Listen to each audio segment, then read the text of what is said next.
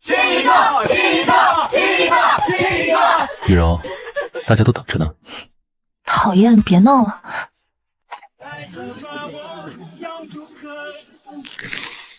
我是不是打扰到你们了？陆晨，你摆这张脸给谁看？朋友间闹着玩而已，你能不能别这么小肚小肠，扫大家的兴？天哪！雨柔过生日，你拎个破蛋糕就来蹭席。哎呀，手滑了，不好意思啊。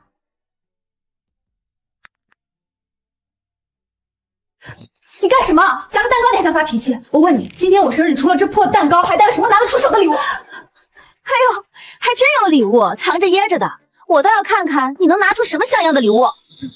等等，这不是尚米那款年度限定，杂志上标30万，全球才12条。什么30万？仿货而已，真货切割比例根本不是这样。我妈就有一条，一个月薪5000的上班族买得起真的，说出去笑死人。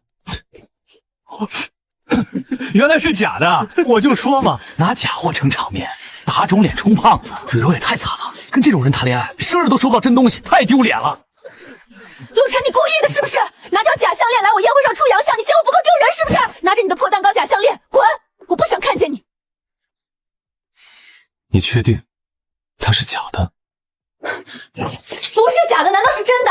你也不撒泡尿照照自己，你配吗？被揭穿了还不承认，真够厚脸皮的。赶紧滚，别在这儿给我丢人。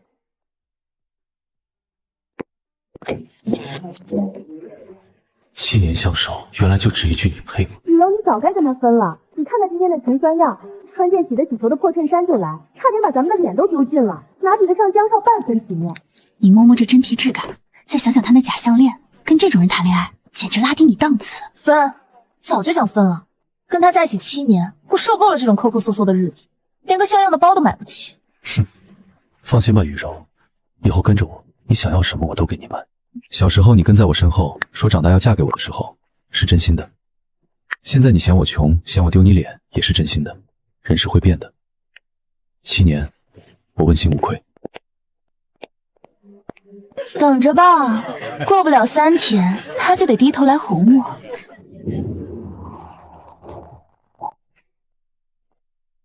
分了。分了。我早就说那姑娘心浮气躁，眼里只有眼前那点小利，掏心掏肺对她好，她不识货，那是她没福气。分了好，及时止损。顶级恋综的交约，节目组托了3层关系递到我这儿，海景别墅录制，嘉宾全是各行各业的青年才俊，你去。综艺都是剧本作秀，我不去。去认识认识人也行，人家姑娘们有才华有眼界，不靠男人吃饭，不比苏雨柔那种眼皮子浅的强100倍。你藏着身份，人家要是还愿意选你，那才是真心，总比你上赶着对人好，最后还被人嫌穷强。你配吗？行，我去。这就对了，我儿子这么优秀，还怕找不到真心人？去了好好表现，让那些有眼无珠的人好好看看他错过的到底是什么人。我不需要向谁证明，我只是想为自己活一次。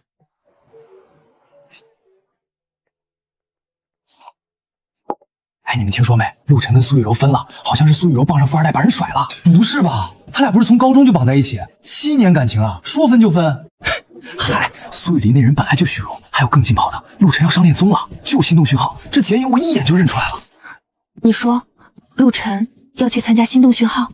对啊，官方都发预告了。恋综，他要去参加恋综？抱歉。那一句轻飘飘的抱歉，我偷偷记了整整3年。后来小组作业，他总把最累的实地勘测揽过去，默默在我桌边放一杯热奶茶。毕业答辩我紧张忘词，也是他坐在后排，轻轻点头给我打气。之夏，觉得他这人怎么样？他很好。7年了，我站在人群边缘看了他7年，本以为这辈子都只会是点头之交的同学，现在他单身了，还要去参加恋综吗？去吗？万一他早就不记得我了怎么办？万一最后连同学的体面都留不住怎么办？我总告诉自己，只要他幸福就好。可现在他不幸福，被人辜负嫌弃。我只想告诉他，在我眼里，他永远是最优秀的。温之夏，暗恋了7年，你连一句我喜欢你都不敢说，现在机会就在眼前，你还要错过吗？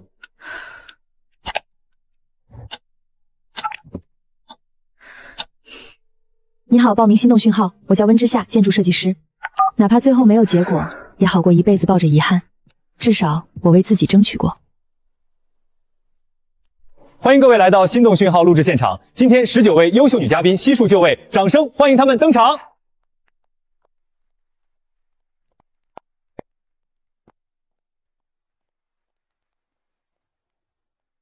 这季嘉宾质量真高，各行各业的精英都有。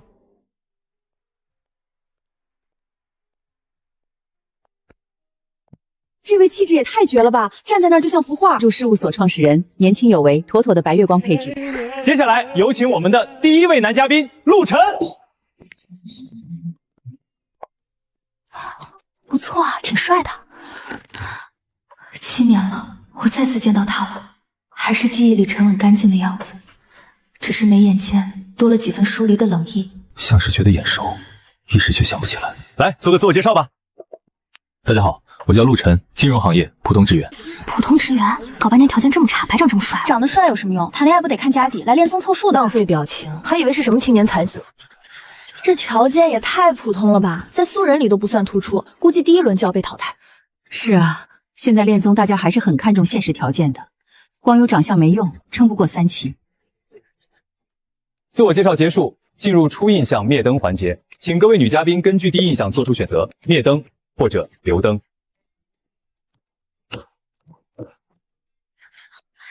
一个普通职员来恋综不是自取其辱吗？连个正经履历都拿不出手，摆明了来蹭流量的，浪费时间。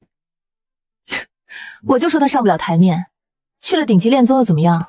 还不是照样被人嫌弃。就是啊，还好你分得早，不然现在台上被灭灯的就是你男朋友，多丢人！也就你以前把他当宝，现在谁看得上他呀？等着看吧，他撑不过3期就得被淘汰，到时候灰溜溜的，估计还得来求我复合。离了我，他根本不行。他的好从来不在头衔和薪资里，别人看不看得见没关系，我看得见就够了。他还真敢留啊，不会是想特立独行博眼球吧？创清高呗，等真要约会过日子，看他还选不选普通职员。之夏，全场只有你一个人全程没有犹豫，一直留灯，能跟大家说说为什么吗？我觉得一个人的底色从来不是职业和收入能定义的。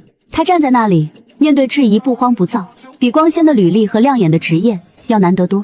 说的比唱的好听，真要选他第一个跑，好像也有点道理。这位温小姐也太特别了，别人都看条件，她看人品，有点东西。现在的人都太急着贴标签了，能透过表象看本质的人太少了。全场都在笑我普通的时候，只有他站出来说，底色比职业重要。他很特别。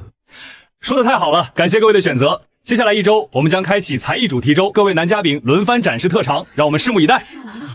现在欢迎我们的男嘉宾海归硕士林浩，掌声有请。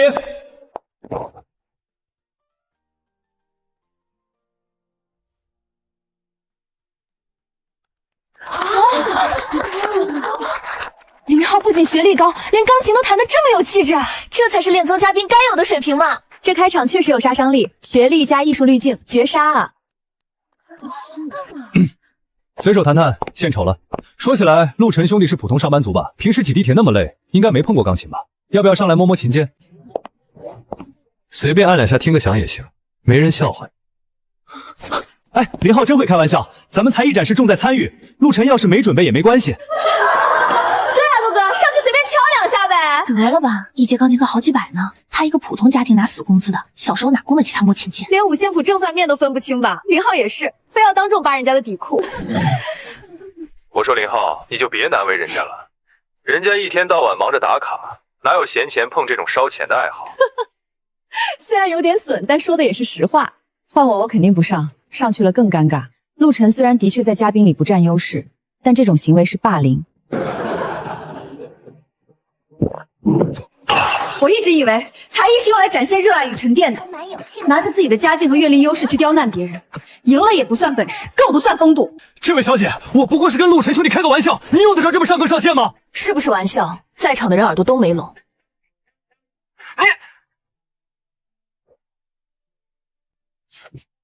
多谢，不过胜负还没见分晓。既然你们想听，那我就试试。他还真敢上去啊！等下按不出倒数，看他怎么收场。打肿脸充胖子是吧？我看你等下手指头将在琴键上按不出倒数的时候，还能不能这么淡定？我的天，他来真的！这要是弹砸了，直接收回幸免啊！估计也就会弹个小星星水平。我总觉得他不像没把握的样子。再看看，他从来不做没把握的事。我赌他弹不完一页谱子，赶紧录下来，这翻车现场一定很逗，回头剪个表情包合集。非要凑上来丢人现眼，等下尴尬的还不是他自己。没事儿，随便按，没人会笑你的，大不了弹错了就说很久没练了，大家都懂。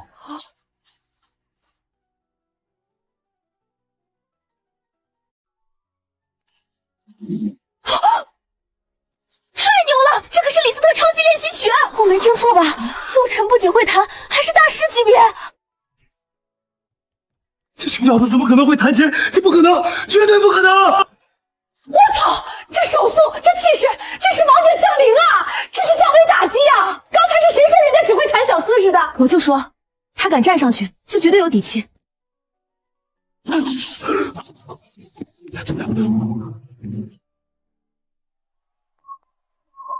很久没弹了，有点生疏，献丑。大师，这绝对是国家大剧院首席的水准，您管这叫生疏？老师，您没开玩笑吧？他说他就是个普通上班族，这只是个业余爱好。业余？别拿这种话来侮辱这首曲子，这种力道和情绪把控没有20年的死磕绝对练不出来。陆先生，您这水平要是算业余，我们这些靠弹吃饭的，明天就得集体去要饭。我的天，藏得这么深，这叫普通上班族！刚才到底是谁说他小时候摸不起琴键的？这种水平绝对是从小名师1对1砸出来的。见鬼了，这穷小子肯定是只会这一手，死记硬背用来装样子的。小时候确实学过几年，业余爱好，随便弹弹。随便弹弹都这种水平，陆先生您太谦虚了。我就知道，我喜欢了7年的人，终会闪闪发光，而这只是开始。陆晨的一曲钢琴直接镇住了全场。节目组临时决定加开一轮心动亮灯环节，请各位女嘉宾重新选择。陆晨哥，刚才是我瞎了眼，等下一定要加个绿毛毛啊！陆晨哥，你刚才弹琴的样子太有魅力了。全亮灯，这是咱们节目开播以来史无前例的第一次。全满，这反转，爽文都不敢这么写。我越来越好奇，陆晨最后会选谁了。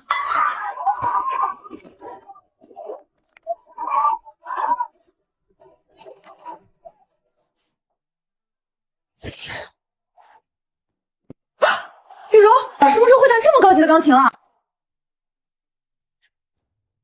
这有什么了不起的？现在的高端餐厅大堂里，会弹钢琴的打工仔多的是。他肯定是提前知道有才艺环节，专门死记硬背来装样子的，也就媲美这些没见过世面的女嘉宾。真要论过日子，他兜里拿不出几个子儿，离开了我，他绝对过不好。陆晨哥，旁边架子上就有小提琴，你还会别的乐器吗？再来一个好不好？对啊，根本没听够，再来一个！来一个！来一个！来一个！群众呼声实在太高了，陆晨满足一下大家的愿望吧。钢琴死记硬背一手，这下小提琴没提前背谱，等下拉出锯木头的声音，不得笑掉大牙？这林浩真是急眼了，气急败坏的样子太难看了。好。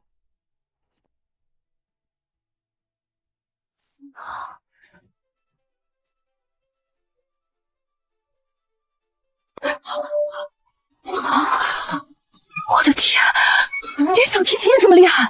这运弓的力度，这细节的处理，比专业乐团的首席都丝毫不差呀！绝对不可能！一个打工的怎么可能样样都精通？燃爆了！这气场直接碾压全场！他总是这样，不声不响，却能把每一件事都做到极致。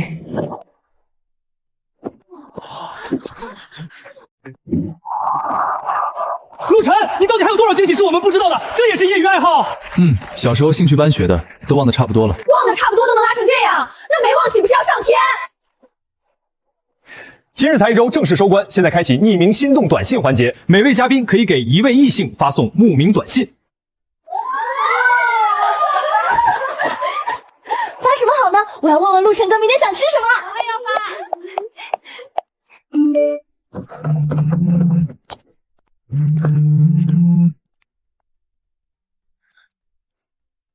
17条，创下了节目开播以来的最高纪录，直接屠榜了。又帅又有惊世的才华，很难不动心吧？你们觉得他会对哪一位女嘉宾有好感？我猜是丽丽，她身材最好，每一场男嘉宾都对她念念不忘。我认为陆晨会给我们不一样的答案。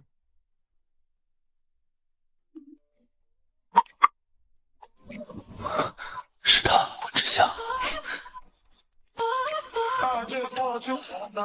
之夏，你发给谁了？肯定是陆晨吧？发给他了。不管别人怎么选，我的心动从来都只有一个答案。本周主题：书画竞技，得分最高者可优先选择下期约会对象。书画，这也太难为人了吧！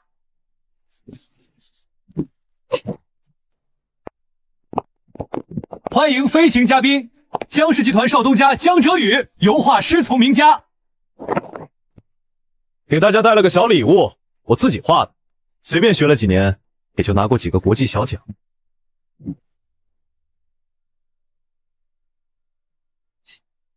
比起能速成的乐器，书画这种东西得靠长年累月的功底沉淀，一般人是绝对玩不起的。这富二代太狂了吧，直接起脸输出啊！其实书画才是最好镀金的薛定谔技能。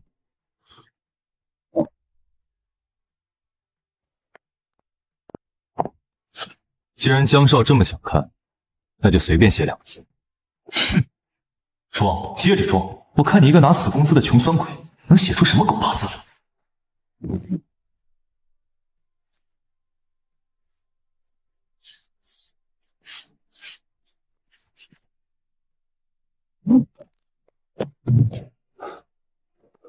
好字，太好了！比例雄健，入木3分，每一笔都苍劲有力，行笔转折干净利落，半分拖泥带水都没有。你们不懂，这绝对不是速成班里能学出来的。速成班这种力透纸背的硬功夫，没有1、2、10年的钻研，绝对写不出来。我的天，乐器厉害就算了，书法还这么牛，他到底是什么人啊？不可能，这穷小子怎么可能什么都会？老师，如果陆晨这幅字拿到市场上去，大概能值个什么价？就凭这股子气韵，这幅字的起步价至少50万，以后只会更贵。再过10年，1字万金都不夸张，这绝对是能直接锁进保险柜的收藏品。50万，随手写几个字就能换一辆豪车，这简直是印钞机啊！天哪，谁说跟着陆晨没有物质基础？这得富得流油吧？太解气了，这才是真正的底气，直接拿实力碾压一切暴发户。我没听错吧？14个字50万，这比我全年商业收入都高啊！我之前还跟人打赌说他撑不过3期，现在脸都被打肿了。随手写的，没老师说的那么夸张。随手写50万，你们隐形富豪真低调哈。他总是这样，光芒万丈却又不露声色。陆晨，既然毛笔字写的这么绝，国画肯定也不在话下吧？能不能再给我们画一幅？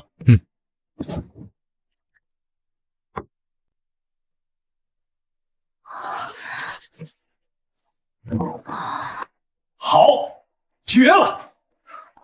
你们看这山石的斧劈皴，笔锋刚硬利落，落笔千钧；再看这云水，全用虚笔晕染，墨色浓淡渐变，像真的在山谷里流动一样。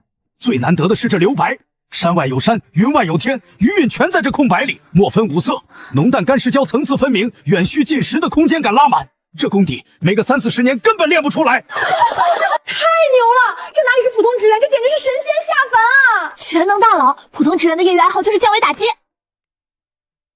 之前灭灯的女嘉宾估计肠子都会青了。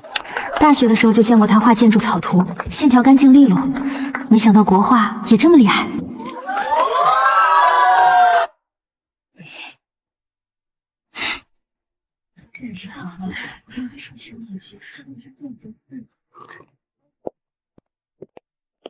陆晨兄弟可以啊，提前准备的挺充分，又是钢琴又是书法的，没少下功夫吧？也是，现在想钓富家女，没点才艺包装怎么行？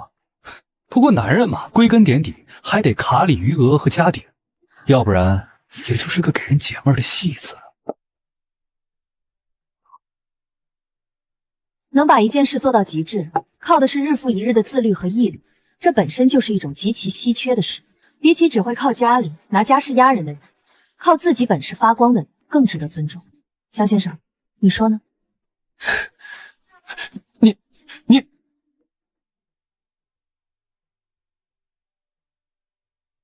你的字很好看，我很喜欢。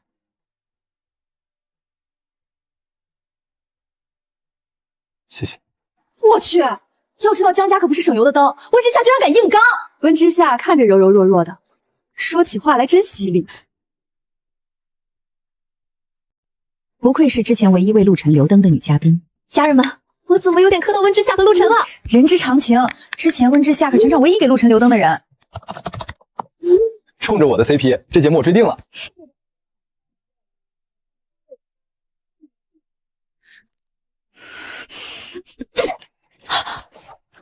雨柔，你这是干嘛呀？好好的摔东西干什么？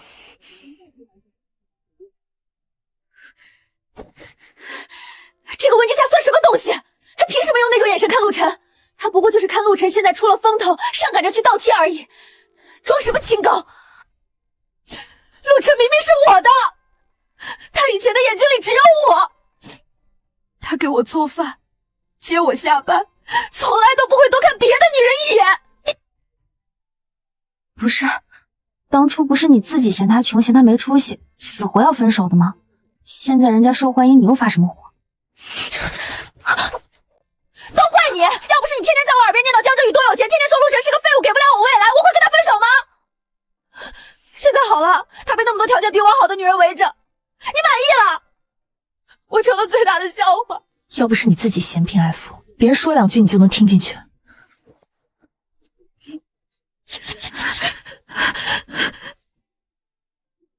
难道我当初真的不应该分手吗？各位嘉宾，接下来是突击互动环节——外语连线挑战。我们将随机连线各国的路人，大家直接用当地语交流，没有随行翻译救场哦。Bonjour, vous m'entendez? Quelle belle journée à Paris!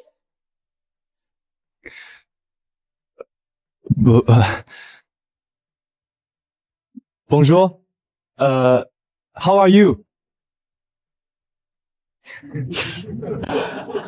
不是都说自己是海归吗？怎么都傻眼了？连这么 basic communication 都做不好，现在的海归 quality 真是越来越 low 了，一点 international 的 sense 都没有。还得是咱们江少这种货真价实的富二代靠谱。这个环节完全是江少的主场。让你们看看真正的 native speaker 是怎么跟老外 chat 的，这对我来说简直就是 piece of cake。Bonjour, je suis. I mean, je want. Yes.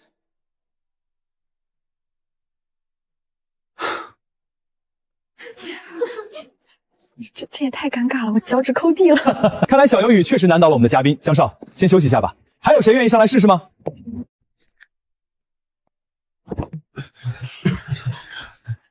陆晨哥，你既然懂那么多，外语肯定也不差吧？试试呗。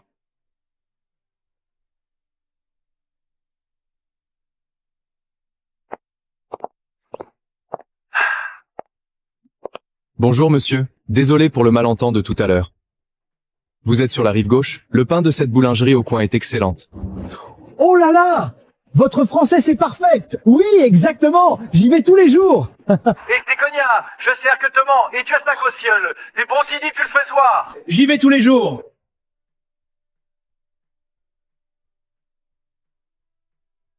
这怎么可能？他的口音怎么比我这个在欧洲混了3年的人还要纯正？快切下一个国家，切！ Guten Tag, wer spricht da? Guten Tag. Ich sehe, es ist kalt in München heute. Vergessen Sie nicht, einen Manns anzuzünden. Danke, sehr aufmacht. 他连气都没换，直接就切成德语了，这也太俗了吧！こんにちは。その体裁、とても立派ですね。手入れが行き届いています。ありがとうございます。あなたも日本語がお上手ですね。Здравствуйте. Отличная погода, не правда ли? Да, очень хорошо. Hola, ¿cómo estás? Ciao, buona giornata. Le profondo il tono dell'usme. Le omal dall'as per politicchia vedivio.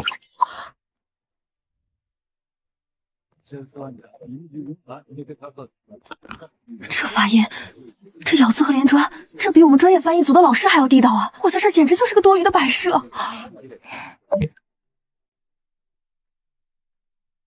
陆晨，你这是会8国语言？以前因为工作需要，经常跑这些地方出差，学会了点皮毛，能买个饭问个路的日常交流，算不上精通。日常交流应当聊专业术语，能聊得外国友人连连称赞。陆晨永远用最平淡的语气，做着最惊世骇俗的事。哪个普通职员会8国语言？钢琴、数国、国画全精通，骗鬼呢！我赌5毛，绝对是低调大佬来体验生活的。之前灭灯的女嘉宾会哭了吧？放着大佬不要。怎么会这样？他跟我在一起7年，明明每天就是按时上下班，工资卡都交给我，他哪里有时间学这些东西？难道他一直瞒着我他的真实身份？他根本不是什么就算的底层员工，他是个深藏不露的有钱人。我到底是要找一个什么样的人？这条件也太普通了吧，估计第1轮就要被淘汰。各位老师，当初可是都不看好陆晨的，现在有什么想说的？打脸，今天这脸是被打得太疼了，这就是典型的低调大佬啊！人家根本不屑于去炫耀自己的条件。你看他从始至终从来没主动说过自己会什么，都是被推着才露一手，这种沉稳劲儿就不是一般人。当初第1集灭灯的女嘉宾，现在估计肠子都悔青了。真的太有魅力了，长得帅，性格稳，关键是还全能。这是什么神仙男嘉宾？说实话，换我也心动啊！你们说他到底什么身份啊？我总觉得这事儿不简单，普通家庭根本培养不出这种全才。别急，慢慢看。我有预感，这只是冰山一角，后面绝对还有更大的惊喜等着咱们。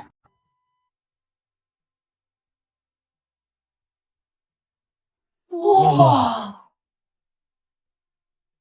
温小姐这眼光也太毒了吧！初次见面就看出来了。我看他俩挺配的，一个沉稳，一个温柔，太有 CP 感了。陆晨，作为本周的人气王，你拥有了这张唯一的优先约会卡，你可以走到他面前，向他发出明天的单独约会邀请。太刺激了！这几天几个女嘉宾简直是变着花样的往陆晨身边凑，你们猜陆晨会选谁？肯定是选最主动的那个啊！男追女隔座山，女追男隔层纱，谁能拒绝一个天天对自己嘘寒问暖的漂亮姑娘？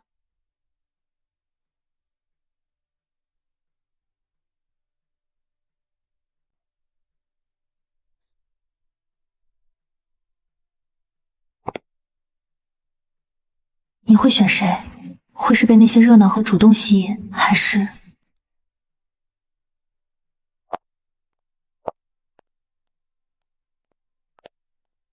哎，陆晨，你不先宣告一下名字吗？不用，我直接去找他。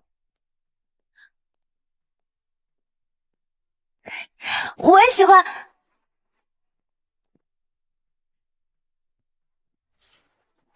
难道陆展选择的人是我？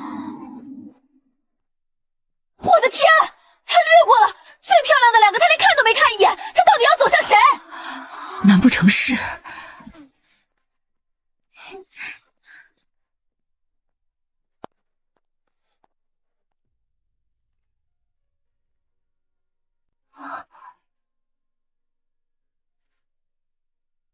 温小姐，明天愿意一起去海边走走吗？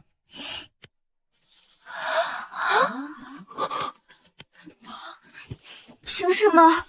我天天送水送零食，结果他连睁眼都没瞧过，我凭什么选他？他闷得像块木头，连撒娇都不会。陆晨是不是疯了？早知道我当初也不跟着起哄灭灯了。现在倒好，人家双向奔赴，我们全成了背景板。好，看到了吗？这才是成年人最高级的浪漫，不需要你刻意讨好、卖弄风情，你安安静静的坐在那里，他就一定会穿过所有人海，坚定的走向你。陈夏 CP 是真的太好磕了，双向奔赴的感觉谁懂啊？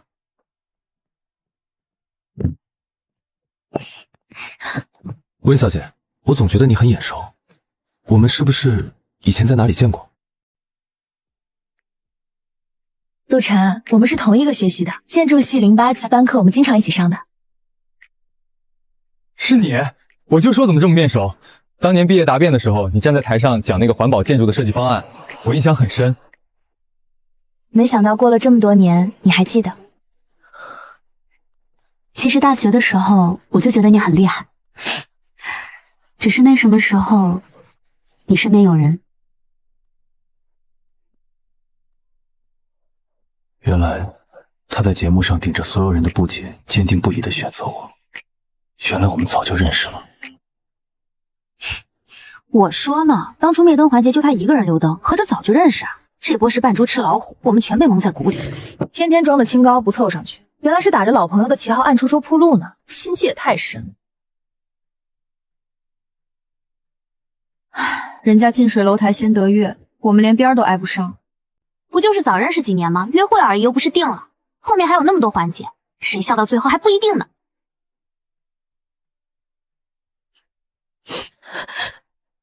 他以前也是用这种眼神看我的，陪我散步，给我买冰淇淋，这些温柔明明全都应该是我的。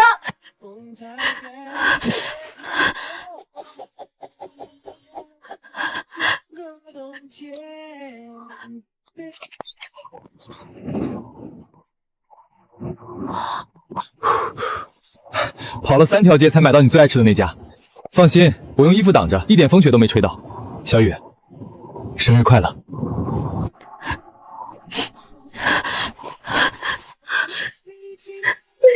为什么我以前总嫌他没本事？为什么我非要逼他去赚大钱？是我自己瞎了眼，是我亲手把对我最好的人对给了别人。你们听到了吗？因为是你不想让瑕疵破坏晚餐，这哪里是在品酒，这明明就是在明目张胆的打直球告白啊！谁能顶得住这种平时对谁都冷冰冰，一到你面前就温柔的要命的男人啊？看得我心花怒放啊！锁死，钥匙我吞了。因为是你坐在我对面。抱抱猫猫，我出生了，这两人最后一定要在一起啊！陆晨，你火到国外去了，你快看这个视频。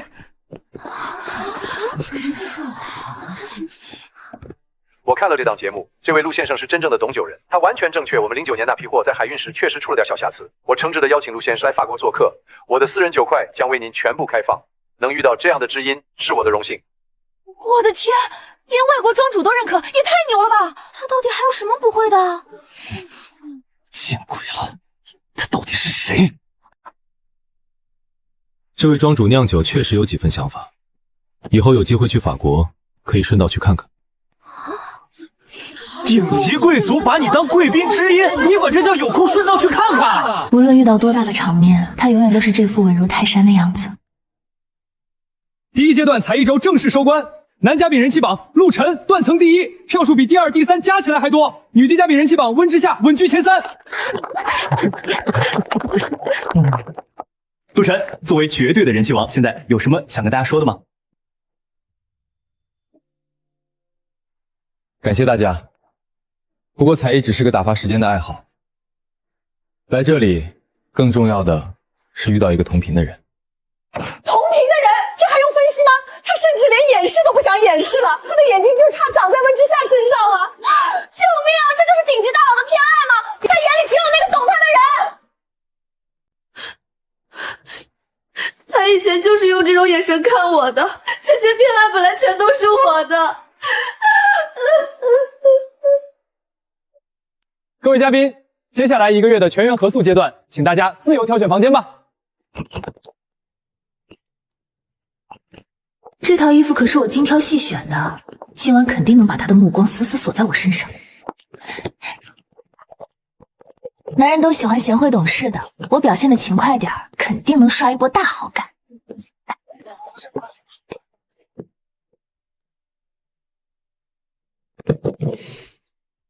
正巧，邻居。是挺巧的，接下来的日子请多关照啦，陆先生。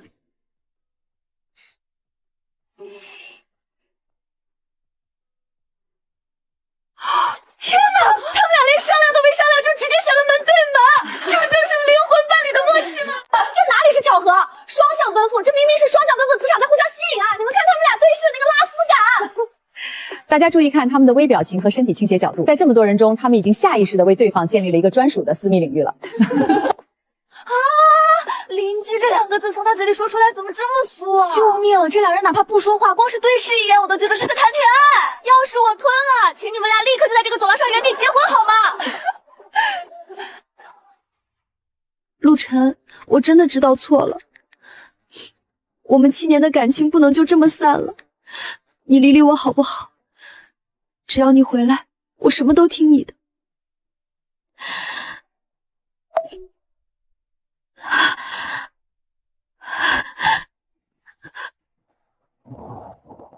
过去的人早就留在了过去，现在的日子才让人觉得有盼头。各位嘉宾，合宿的第1天，为了考验大家的默契与生活技能，节目组准备了第1项重磅任务——分组厨艺大比拼。现在将大家分为2人1组，由我们请来的专业美食评委进行打分。现在计时正式开始。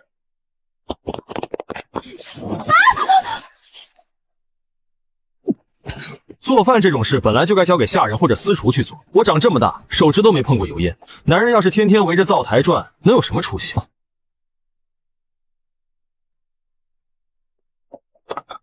江少虽然家里有钱，但他这种大少爷脾气真不适合过日子，谁受得了天天伺候他呀？话不能这么说，人家有钱可以请保姆请私厨啊，又不需要咱们自己动手做。得了吧，一个成年男人连最基本的生存技能都没有，还以此为荣，说实话挺败好感的。哎，这一届的嘉宾真是太让人失望了，这也叫做饭？这做出来的东西能下口吗？简直是糟蹋食材。等等，这位男嘉宾看起来会做饭。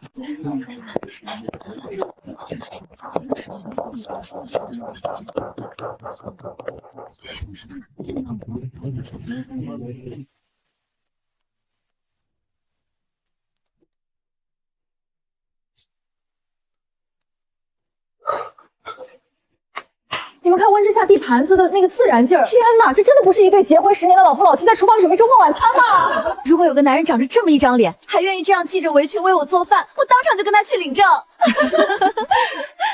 这种不急不躁、掌控全局的人夫感，这老夫老妻的既视感甜死我了！这配合简直绝了，旁人连一根针都插不进去。这2人在厨房里做个饭都像是在偶像剧，太养眼了。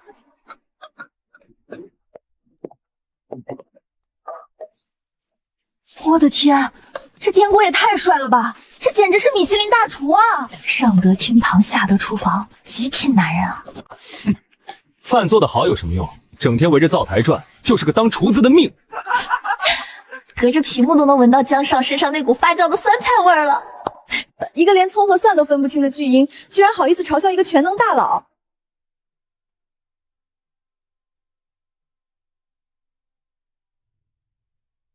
满分入口即化，肥而不腻。我吃了一辈子的山珍海味，但在他这顿最朴实的家常菜里，吃出了顶级的火候和家的味道，绝了！太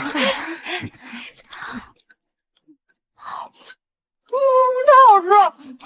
我妈做了一辈子饭都没这个味道。我的老天爷，好吃的我都想把舌头吞下去了。陆晨哥，你找老婆有什么标准吗？我什么都不会干，但我特别能吃，你看我行吗？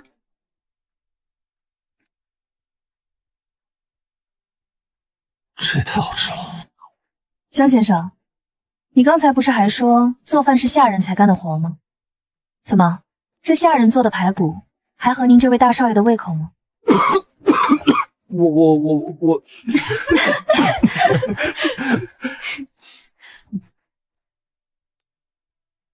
刚才吃了不少肉，喝点冬瓜汤解腻。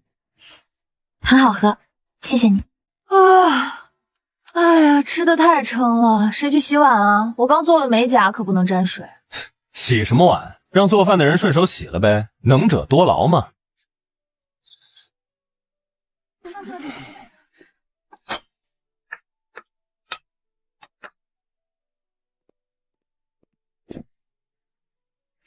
你负责做饭已经很辛苦了，怎么能让你一个人收拾？我帮你。水凉还沾油油，你去休息吧。两个人一起，洗得快点。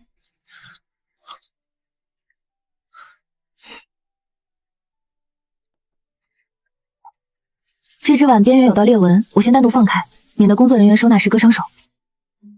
天哪，他们没有那种刻意的肢体接触，可是这种不用看对方就能递盘子的默契，比牵手还要戳人。这就是灵魂伴侣啊！细节见人品。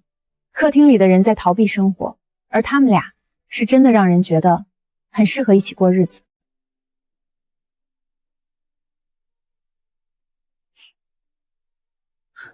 哎呀，怎么能让你们俩干活呢？我们也来帮忙擦桌子吧。其实我帮忙拖地，其实我在家很勤快的。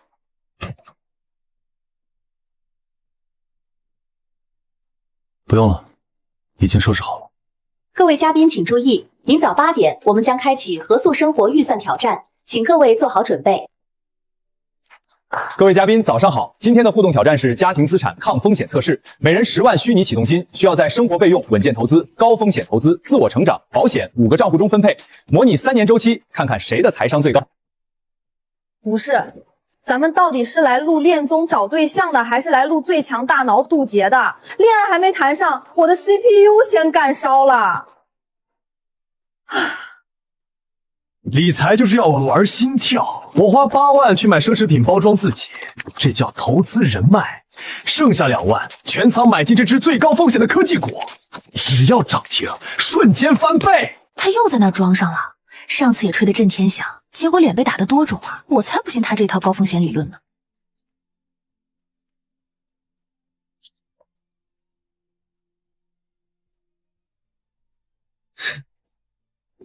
就这，买这种老掉牙的冷门股，你当是在菜市场买白菜呢？穷人思维就是穷人思维，永远赚不到大钱。突发变量接入，第1年遭遇临时失业，第2年家庭成员突发重病，第3年全球市场断崖式下降。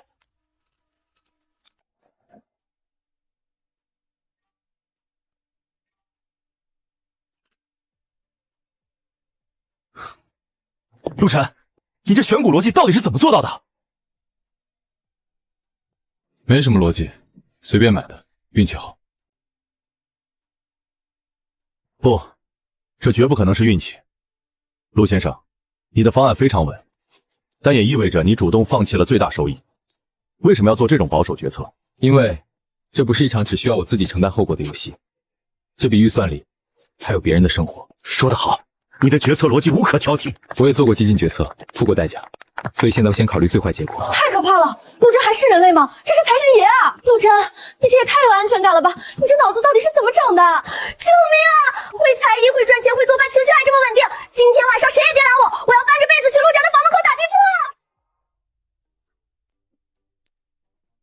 陆先生，我代表顶尖基金公司向您发出邀请，首席策略师的位置给您留着，年薪期权随便开，您一定要给我个面子见一面。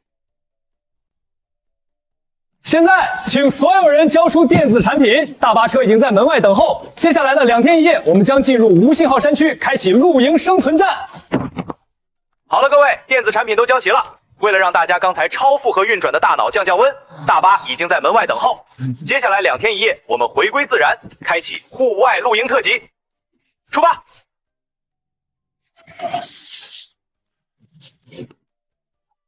各位嘉宾，露营的第1项挑战，请利用地上的零件亲自动手搭建今晚住宿的帐篷。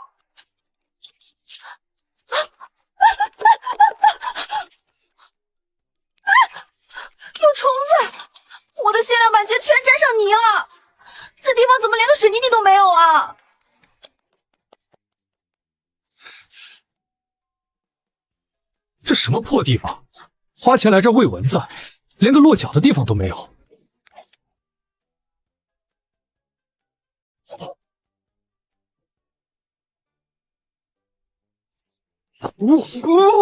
救命！我快被这绳子缠死了！疼死我了！天杀的锤子！救命啊！这哪里是恋综，这明明是人类早期驯服4只的珍贵影像。真是一个个高在上的精英，一到野外全成了搞笑男、搞笑女。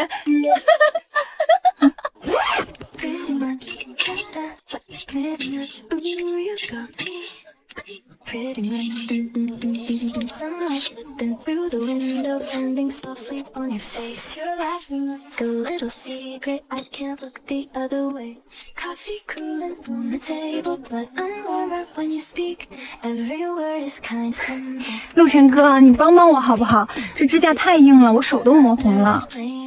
旁边袋子里有说明书，自己看。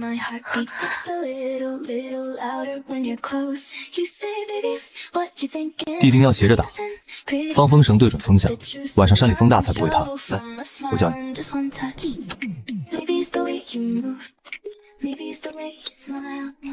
是这样使劲对吗？很聪明，剩下的粗活我来，你去旁边喝点水。不仅双标，你们看陆枕那个手把手教搭帐篷的姿势，他一直在帮他稳住发力方向，这种下意识的照顾和保护欲真的太明显了。指名双标陆大佬，我宣布陆哥就是本季最强难得标班。可风。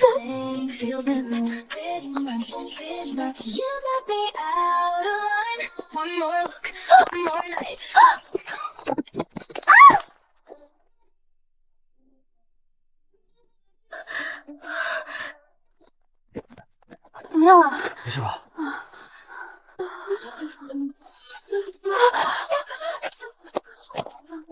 真是麻烦，好好的爬什么山，这点小伤至于哭成这样吗？矫情！别靠我太近，我这身衣服几十万呢，弄脏了怎么办？他也太冷血了吧！平时装的多绅士，现在别人受伤了，他连看都不愿意多看一眼。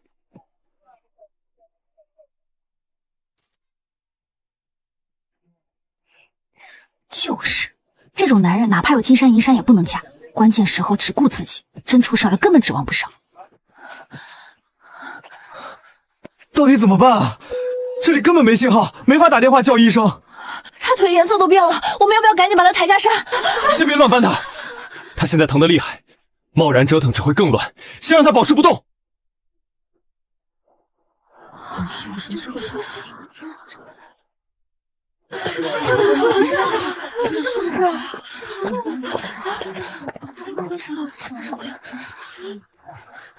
都让开，退后2步，给他留出空间，别再围着。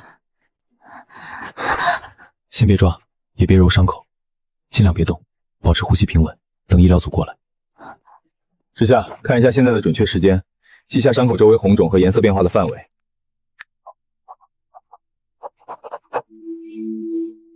好，我记。男士全部散开，把通往山下的碎石和杂草清理掉，留出担架通道，别让人抬担架时打滑。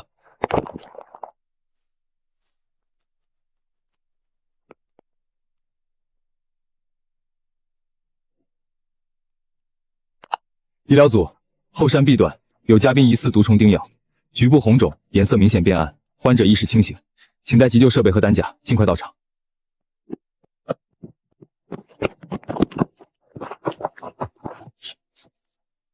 现场保护做得很好，没有乱碰伤口，也没有让它剧烈活动，还记录了时间和变化范围，提前清出了通道，给我们争取了不少处置时间。天哪，真遇到危险的时候，他能冷静把事情一件件安排好，又知道什么时候让专业的人接手，这种安全感真的太强了。Pretty much sunlight slipping through the window, landing softly on your face. You're laughing like a little secret. I can't look the other way. Coffee cooling on the table, but I'm warmer. 你刚才其实也很害怕，对吗？怕他们赶不及。偶尔害怕也没关系，会害怕说明你真的在乎别人的生命。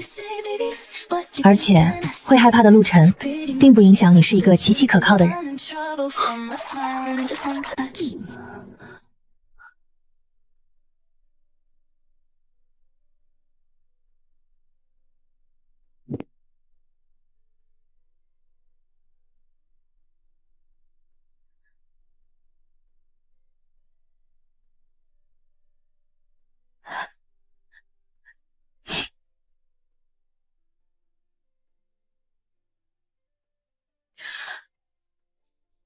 陆晨，对不起。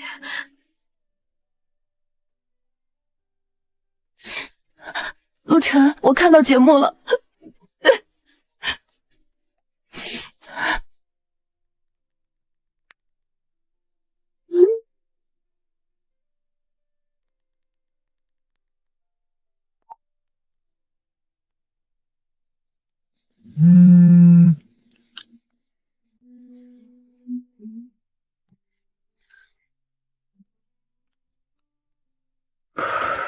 有重要的事情，需要给你留点时间单独处理吗？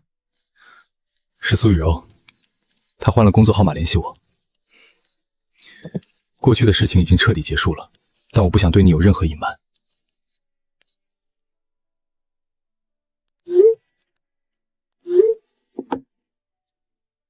处理完了。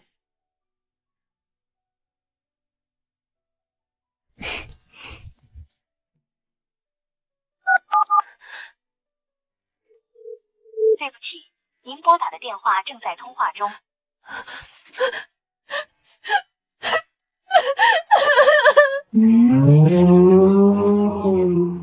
各位嘉宾，结束了原生态的露营，今天节目组带大家体验真正的速度与激情，专业赛道卡丁车与跑车团建体验。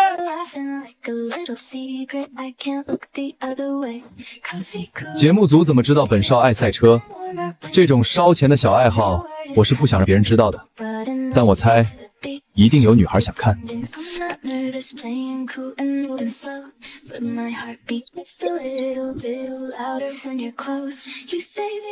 陆晨，要不要下场跑一圈？不过你平时开普通车，应该没接触过赛车这种高级货吧？没事儿，我带你跑一圈，让你体验体验。孔雀开屏失败了，只能雄竞。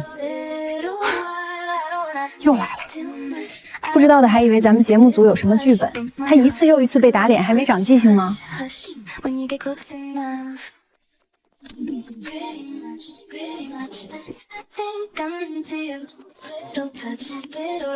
哇塞，陆晨真的好帅啊！最可怕的是，帅甚至只是他不值一提的优点。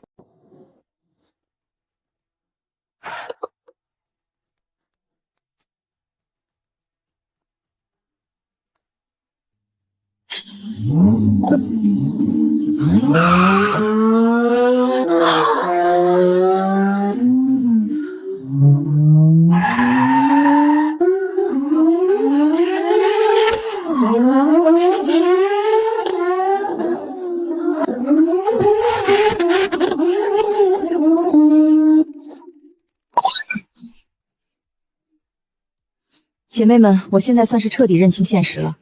就算陆晨现在推开车门原地表演个御剑飞行，我也绝对不惊讶了。傅毅，他之前说自己是普通职员，我竟然还真信了。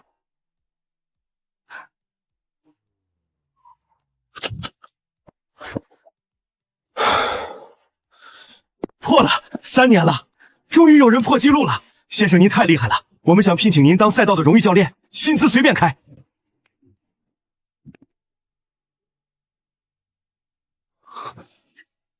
怎么会这样？果然是你。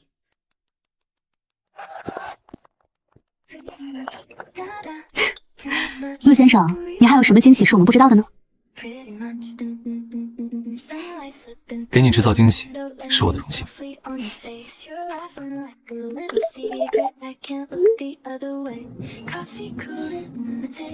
车不一样，我的跑车是花了几百万改装过的，他那是场地车，占了便宜。要是开我的跑车，还不一定谁赢呢。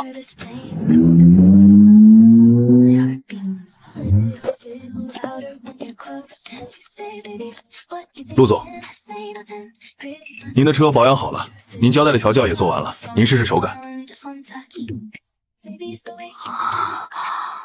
我的天，那辆限量超跑竟然是陆晨的，他到底是什么人啊？我没看错吧？这车前阵子在国外车展上展出过，听说价值要上亿啊！把江少那辆破改装车连带他那点零花钱全卖了，都买不起这车的一个轮毂。感情这个节目最大的富二代大佬是陆晨啊，其他人在他面前都算乞丐吧？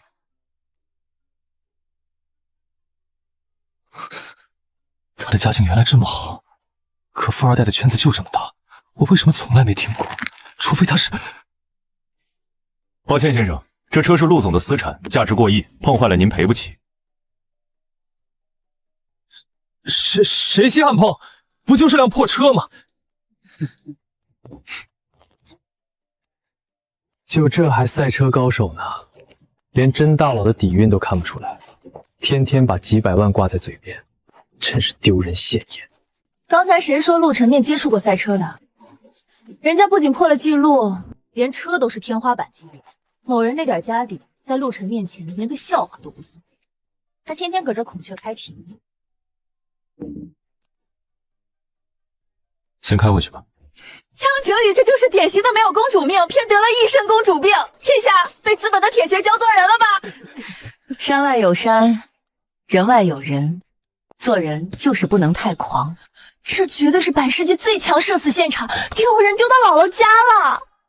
剧本，绝对是节目组的剧本，为了节目效果故意看我难堪。江少，咱们先走吧，别在这儿待着了。本少大人有大量，不跟你们一般见识。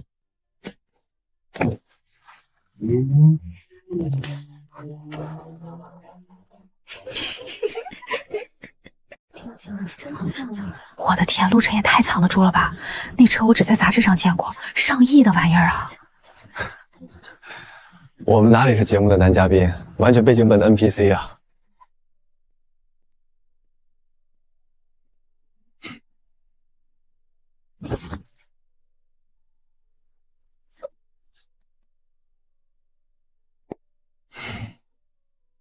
刚才风大，没吹着吧？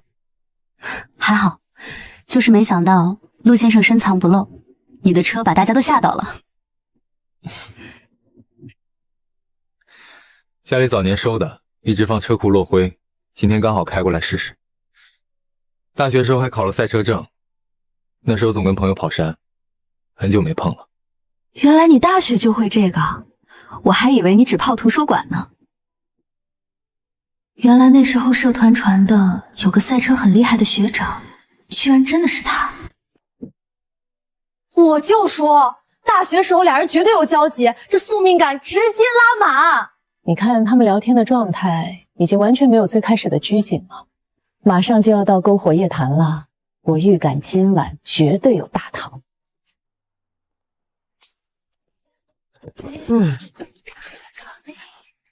今晚咱们篝火晚宴，大家搭把手，分工弄食材，搭篝火架。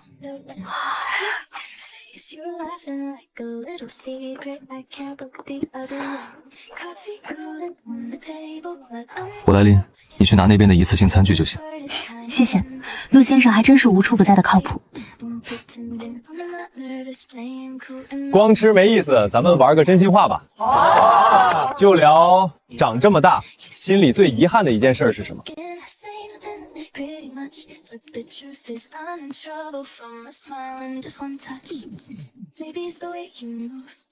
我遗憾的是，大学的时候有个很欣赏的人，那时候他身边有人，我就一直没说出口。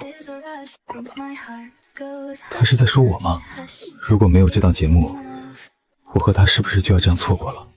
那时候总觉得以后还有机会，没想到一毕业就断了联系。我的天，大家看陆晨停住木棍的那个动作，他的肌肉僵硬了，他听懂了。这什么顶级偶像剧本？这不比直接表白刺激10000倍？这种拉丝的视线交汇，没有一句表白，但火星子全砸我脸上了，绝了！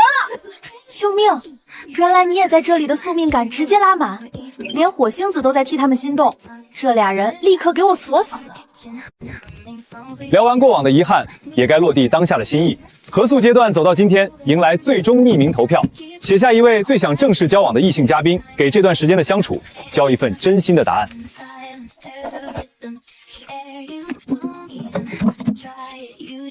先公布男嘉宾边的最终结果，全票通过，断层第一陆晨。再看女嘉宾这边，得票最高温之行。居然是他，不过其实他跟陆神站在一起确实有点配。虽然我也嫉妒，但我昨晚真看到他俩的互动，我竟然有点磕到了。那我们全票当选的陆晨，你这唯一的一票投给了谁？不会真的选之夏吧？求求了，哪怕是为了节目效果，也给我留点念想吧！心跳好快，救命！感觉比我自己被选还要紧张。我投给了温之夏。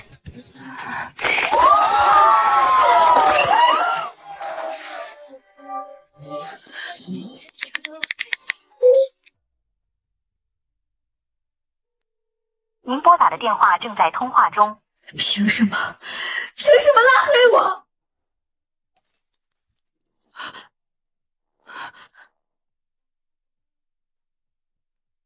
我到底做错了什么？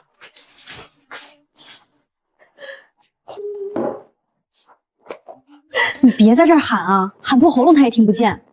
真不甘心，你就去综艺录制现场堵他，当面把话说清楚，总比在家砸东西强。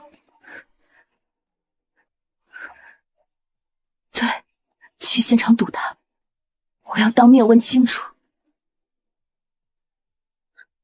这件是我们第一次见面时穿的，你说我穿白色最好看，你说我像栀子花一样干净，你都忘了吗？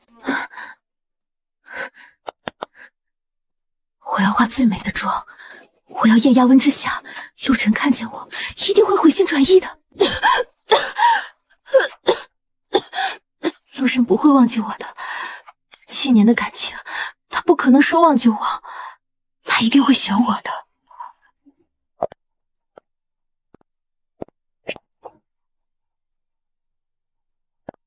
你好，节目录制现场无关人员禁止进入。保安大哥，我找女朋友，我们吵架了，我来给她道歉的，让我进去好不好？没有预约，任何人不能进。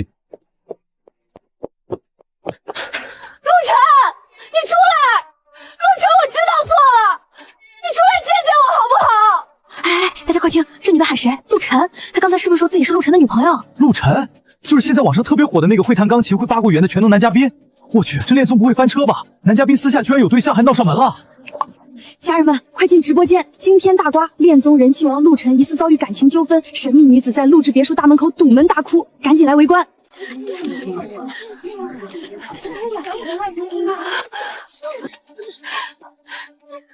年感情，你真的要这么绝情吗？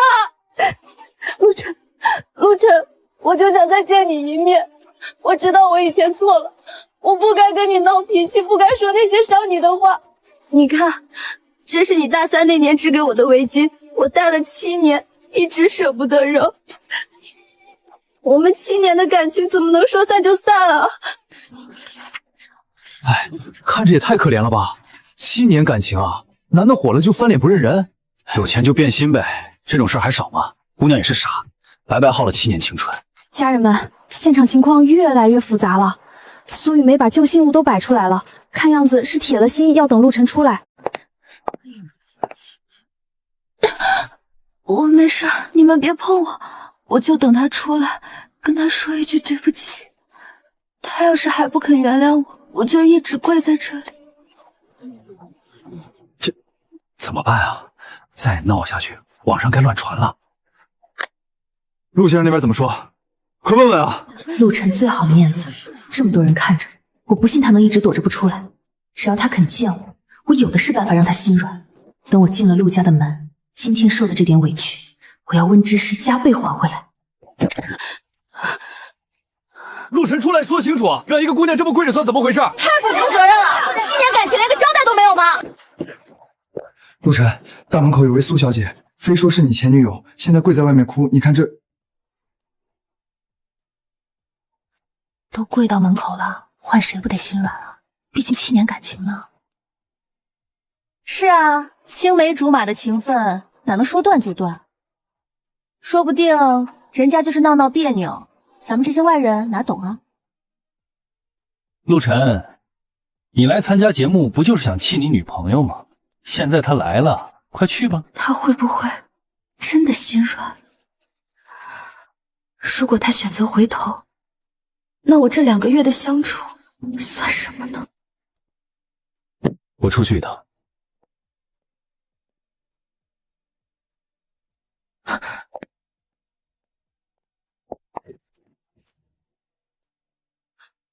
陆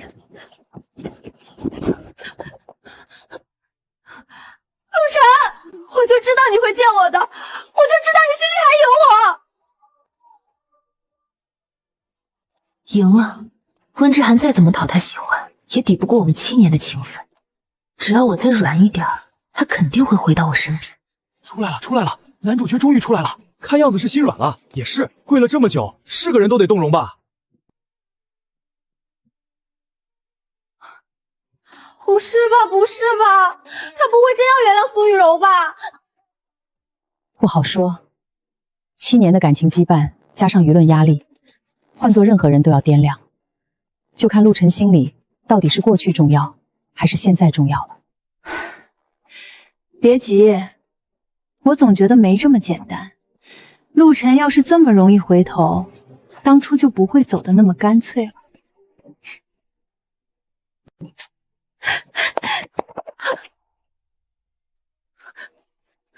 陆晨，我知道错了，我以后再也不闹脾气了，我们回到以前好不好？我什么都不要了，我只要你。苏雨柔，我出来不是来跟你叙旧的。你堵在这里，影响节目组正常布置，也打扰到了其他人。我们已经分手了，是你提的。别再来了，我们早就结束了。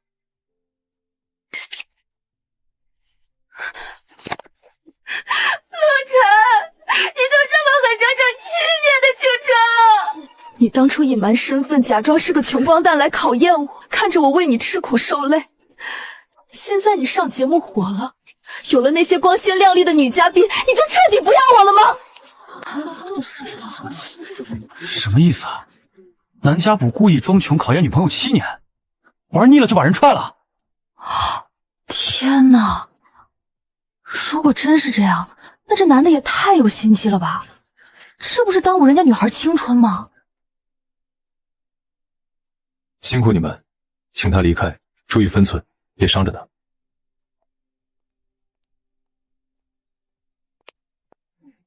女士，请您立刻离开，不要扰乱现场秩序。好，我走，祝他幸福。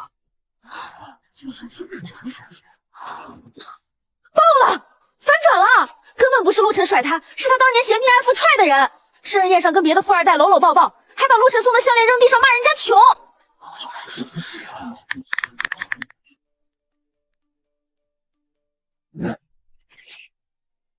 快看，有人放出了当年生日宴的完整录音，还有现场照片。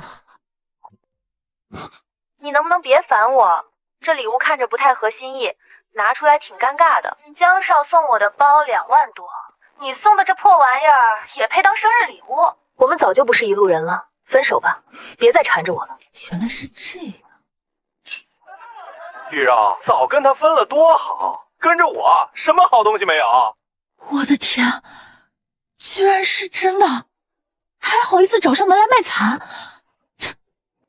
怪不得江少处处跟陆晨不对付，原来还有这层关系啊！抢了人家女朋友，还跑来上恋综。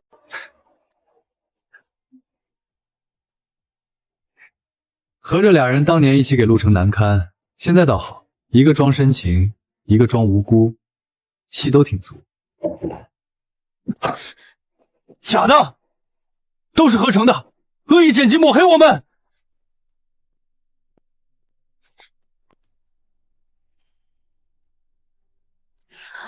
不可能，谁放出来的？谁让你们放的？既然做了，就不用在意别人的说法。之前的选择是你自己做的，现在又来这样，实在让人想不通。就是，赶紧走吧，别在这丢人现眼了。还7年感情呢，7年就养出个白眼狼。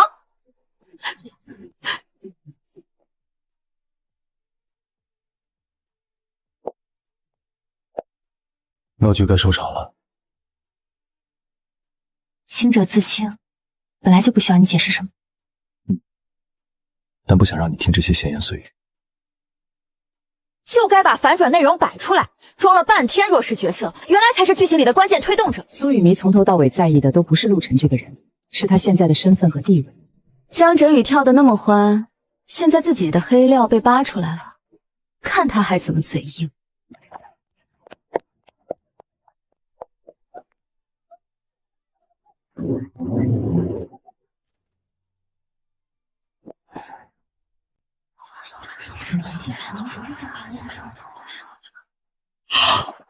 我的天，太唏嘘了！陆晨前女友居然是个无缝衔接富二代的极品捞女，那聊天记录简直毁三观啊！绝了！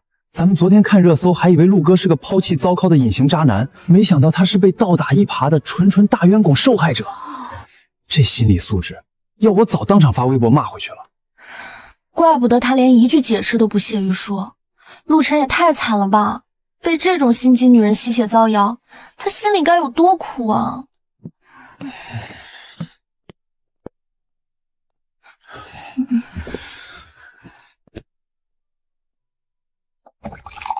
他总是这副风雨不动的从容姿态，怎么连喝个水都这么帅呀？好了，吃瓜先吃到这儿，咱们合宿的日程可不能停。今天给大家安排了新挑战：家务小能手单人积分赛，修水管、换灯泡、整理收纳、熨烫衣服4项比拼。积分操前的嘉宾能直接拿到明天专属约会的优先选择权。优先选择权吗？那我要定了。又来了，又要被公开处刑了吗？我连洗衣机怎么开都不会啊！烫衣服还行，谁没事修水管啊？那不是物业干的活吗？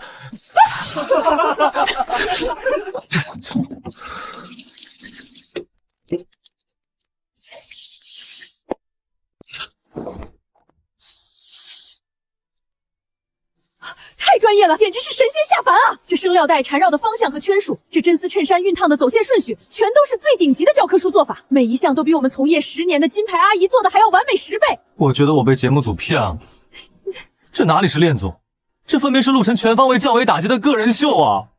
我已经不想努力了，这男人太可怕了。反正他拿到第1也是选问之下，我算是看透了，我们都是来给他们俩当背景板的。明天的约会，你想去哪里？单人赛，陆晨毫无悬念，断层第1名。接下来是最后一项，双人配合家务赛，自由组队，1人负责硬核修理与组装，1人负责统筹收纳，看哪组用时最短，完成度最高。陆晨哥选我，我收纳超厉害的，整理衣柜又快又整齐，绝对不拖你这个第1名的后腿。选我吗？我熨衣服特别仔细，平时在家都自己打理正装，而且我还会做手冲咖啡，搭配你刚好。我手脚最快了，收拾东西从来不用第2遍，跟我组队，强强联手，稳拿第1。一起。好，怎么又是他呀？4次都选他，就不能搞点节目效果，换个人吗？难道我们来这儿就是为了该当背景板的吗？真没意思。算了，人家俩早就锁死了，我们争个什么劲儿？赶紧找个能凑合的组队吧。十字中号。左边的承重轴有点偏，底座需要加一片电签，不然受力不均。温总工，眼光很准。上面那个拿到了。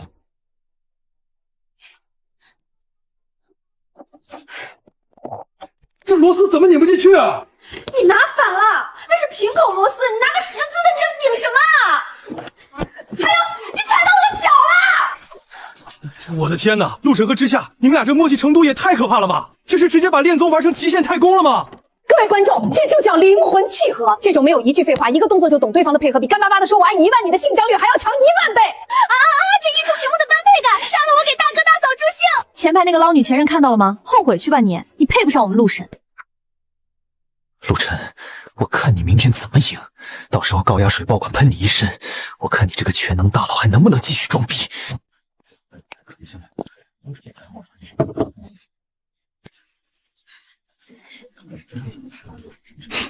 自作聪明。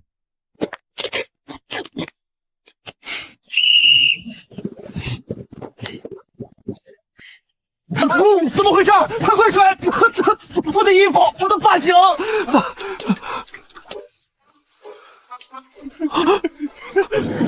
不可能，这绝对不可能！我昨晚明明摸黑找的是陆晨那组的管子，怎么他妈的贴到我自己的备用管上了？哎呦我去，江少，你这是什么新型的自我洗礼仪式吗？大水冲了龙王庙，江少给自己洗了个冷水澡。笑吐了，画面太清晰了。他盯着自己管子标签的时候，脸都绿成呼伦贝尔大草原了。这就是传说中做贼心虚切错管子吧？陆晨拿到被切的管子5秒钟修好，江财货盲切到自己的管子，惨遭反噬。这智商就别出来学人家反派了好吗？爽死我了！在全能大神面前耍心机，连老天爷都看不下去，直接制裁。连日高强度录制，大家都辛苦了。节目组临时决定休整半天，各位嘉宾自由活动。明日我们将开启下一阶段的核心任务。别墅团餐吃了几天，腻了吗？市区有家很偏僻的临海私房菜，口味很清淡，要不要一起去？好。江哲宇也太好笑了，本来像个做贼的一样，想暗中给你使绊子，结果搞错了管子，把自己教成了落汤鸡。总靠小聪一投机取巧，不用别人动手，早晚会栽在自己手里。当天现捞的鱼刺挑干净了，尝尝。有件事想问你，苏玉柔之前堵在门口，歇斯底里的说你故意装穷考验她，现在网上也有人跟风这么说，我想听听你怎么说。我从来没刻意装穷。刚毕业那几年，我决定独立创业，没动用家里的一分资源。起步阶段收入普通，住出租屋，为了赶时间挤地，都是我真状态，没什么好隐瞒的。在一起时，我没主动提过家里的情况，他也从来没问过我。两个人观念不一样，走不到最后也正常。分开的时候说好互不打扰，只是他发现我现在的身份，一直没放下那些沉没成本而已。果然和我想的一样，他从来不是刻意隐瞒或者钓鱼，只是不屑于用家世给自己贴标签罢了。苏雨柔是自己眼盲心沙，错过了宝藏。我懂，真正的底气从来不是挂在嘴边炫耀的。所以出印象投票那天，全场几乎都灭灯，你一个人顶着压力留到最后，不是提前看穿了我的家底，而是真觉得我这个人还行。大学的时候我就知道你专业能力强，做事极其沉稳，从来不是浮于表面的人。那时候我就觉得你以后肯定会很厉害。原来那时候他也在悄悄注意我。正好跟你说明天的任务。节目组接下来有一场滨海商业提案赛，联合了3家头部创投机构，不仅获胜队伍能拿100万创业扶持金，方案还能真实落地开发。我没记错的话，滨海低碳文旅综合体，这应该是你的主场建筑。对，这个主题我前2年专门做过完整的落地方案。滨海项目最核心的痛点根本不是外观，而是高研墨环境对建筑材料的恐怖损耗。只要解决防腐涂层和自然通风廊道的结合，他谈起热爱的事实，真的比窗外的落日还要耀眼1万倍。对不起啊，一说到专业的事儿就停不下来，是不是有点枯燥无聊？正式邀请一下，温工，要不要和我组队？你负责设计方案和落地执行，我负责商业模型和投用测算，我们搭档，这个项目拿第1绝对没问题。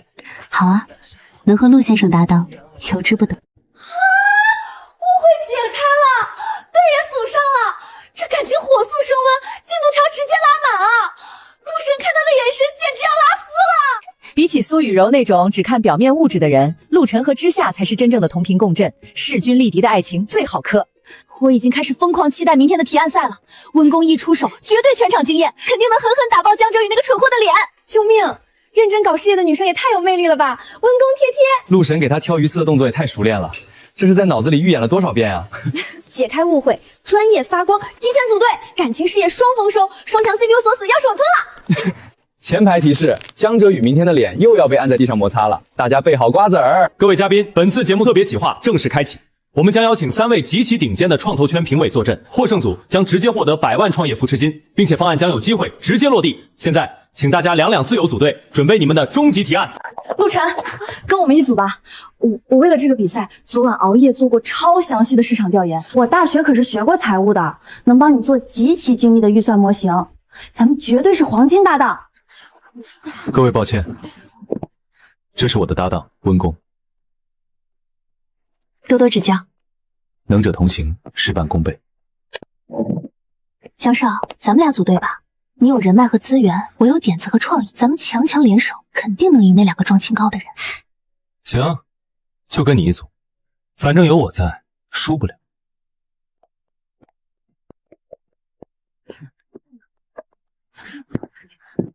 帮我盯着点人，有人来马上咳嗽。放心，快着点，他上厕所估计很快就回来。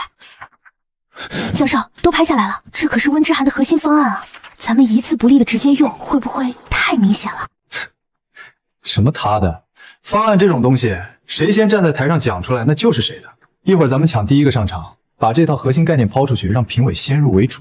就算他后面再按着这套讲，那也是他抄袭我们的。核心的建筑和盈利逻辑都在这儿了，剩下的漂亮化和包装我来搞。赢了比赛，100万扶持金是咱们的，还能把陆晨那张高高在上的脸狠狠踩在脚底摩擦。还是江少高明，我这就去把咱们的 PPT 连页改了，把这几个无敌的痛点全加进去。温设计师准备的怎么样啊？一会儿可是大场面，可别让大家失望了。江少还是多操心自己的方案吧，别到时候连台词都念不顺。各位久等了，提案赛正式开始，有请第一组江哲宇、林薇薇上台展示。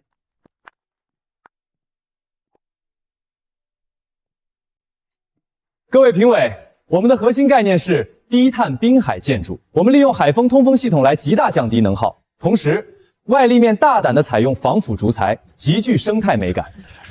这概念怎么听着这么耳熟？之夏昨天吃饭的时候不是跟我们提过一模一样的点子吗？我的天，连防腐竹材这4个字都一样，不会是抄的吧？江少这么明目张胆，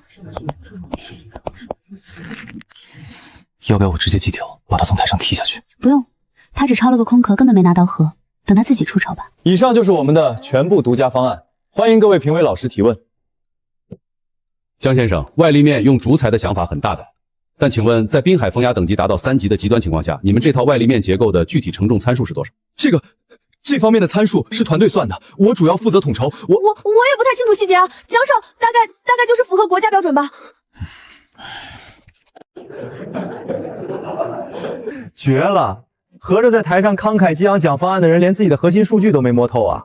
可这小学生背课文呢。说是团队整理的，结果连最基本的细节都答不上来，怕不是连内容都没仔细捋过，直接参考了别的内容吧？好的，非常感谢江哲宇组充满悬念的分享。接下来有请陆晨、温之夏组上台展示。刚才江先生答不上来的问题，我来解答。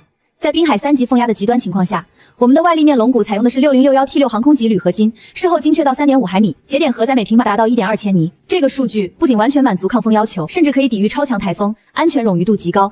表面做浮处理的通工艺和后期维护周期呢？那防腐是维护周期呢？这可是滨海项目最大的痛点。在海边这种高盐冒3强腐2考的恶劣环境下，维护周期能稳定在15年，比市面上的常规工艺整整延长了3倍。设计决定项目的上限，商业决定他们的落地。而在盈利端，方案叠加了光伏储能系统，在运营的前15年就可完全收回所有的增量成本，实现纯利变现。太精彩了！方案逻辑极其完整，数据扎实到无可踢飘，既有设计落地的实操性，又具备极高的商业变现可行，非常出色的一份提案。我宣布，本次提案赛的最终获胜组是陆晨、温之夏组断层夺冠。怎么办，江少？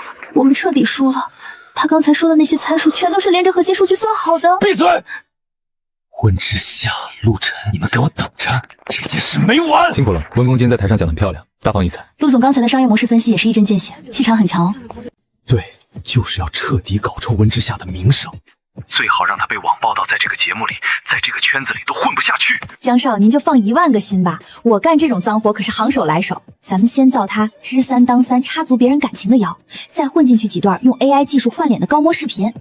现在的网友跟风盲从，最吃这种狗血的瓜了。钱根本不是问题，我要明天一睁眼就看到温之夏挂在热搜第1。职业水军大 V 营销号全给我安排上，把声势往死里搞大。我看他到时候怎么哭。我们就带节奏说，他早在7年前就跟陆深暗中勾搭上了。而咱们雨柔姐才是那个谈了7年被一直蒙在鼓里最可怜的完美受害者。苏雨柔那个蠢女人那边呢？她是什么态度？雨柔姐当然是100个乐意啊，她正发愁找不到理由找陆晨复合呢。借着这波惊天舆论，她到时候再开个直播，掉几滴眼泪卖卖卡，立一下受害者的纯情小白花神格，说不定陆总一看舆论导向他，一心软就吃回头草了。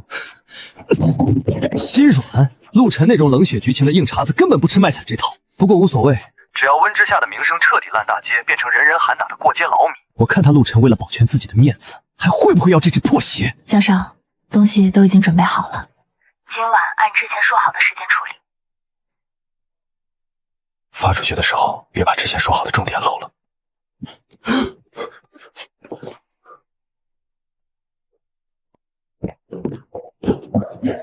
大家好，我是陆振前女友雨柔的10年闺蜜。雨柔因为最近遭受这两人脑残粉的网暴，昨晚去医院，已经正式确诊了轻度抑郁症。我今天哪怕被网暴，也必须站出来替他说一句公道话。陆晨根本不是什么立深情、豪门人设的好男人，他跟温之夏早在大学期间就偷偷在一起了。陆晨这次是为了来上这档恋综捞金，顺便光明正大洗白他们俩的地下关系，才故意设局冷暴力逼雨柔主动分手的。他们就是一对恶心至极的狗男女。空口白牙在这造谣，开局一张嘴，内容全靠编，证据呢？拿实锤出来啊！就是啊，现在造谣全凭一张嘴吗？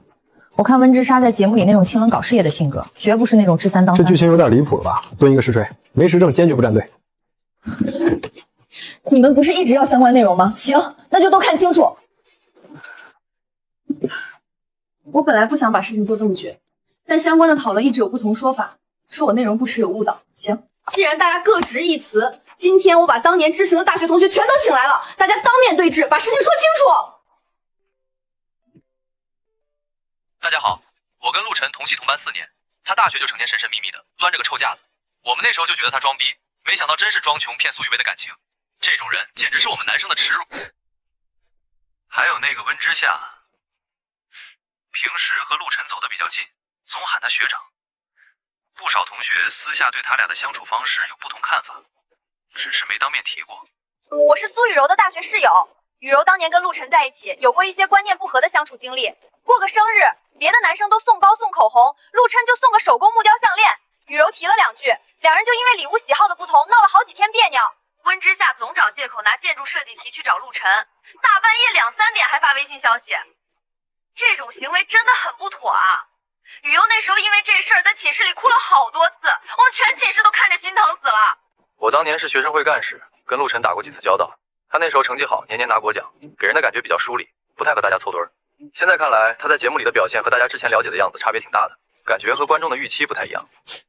我就是替雨柔不值，7年的青春喂了狗，就这么被人当跳板耍得团团转，现在还要被那对狗男女买水军网暴，这世界还有没有天理了？凭什么？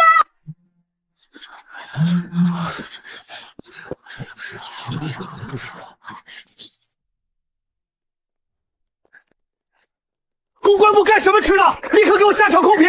现场所有跟拍机位全部强制关停，备用直播通道马上给我物理切断，快去啊！连节目组都下了停播了，看来是保不住了。亏我之前还真情实诚的磕他们俩的 CP， 原来是一对处心积虑的渣男小三，把观众当猴耍。苏雨柔也太惨了吧！7年滚出恋综退赛吧，别污染节目空气了。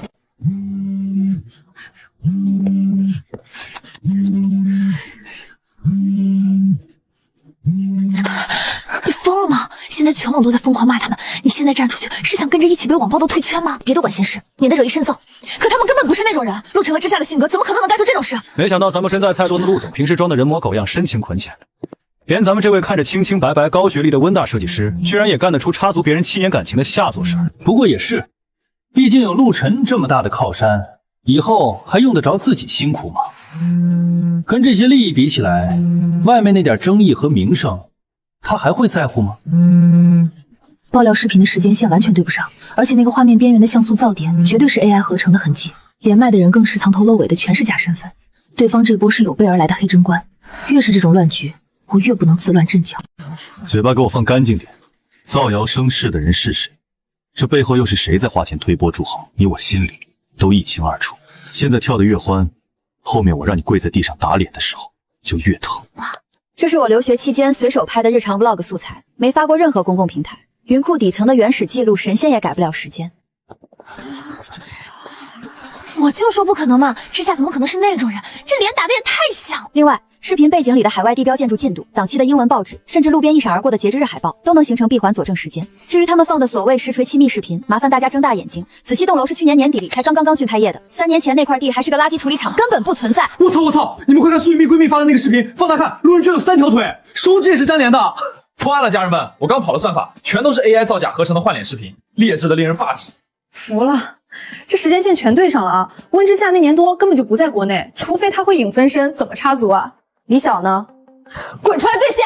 拿假视频造谎谣是要吃牢饭的吧？报警抓他！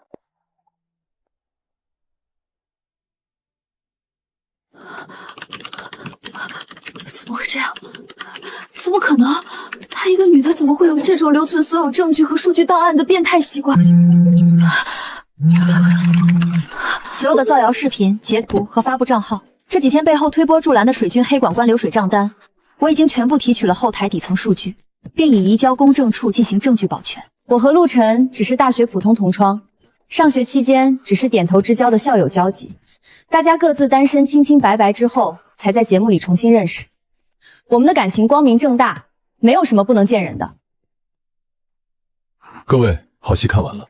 后续所有的刑事起诉、民事赔偿、法务事宜，我名下的顶级跨国律师团队会24小时全程跟进。参与造谣、传谣、出资买水军的蛆虫，哪躲进下水道，我也会一个个揪出来，你们一个都跑不掉。爽！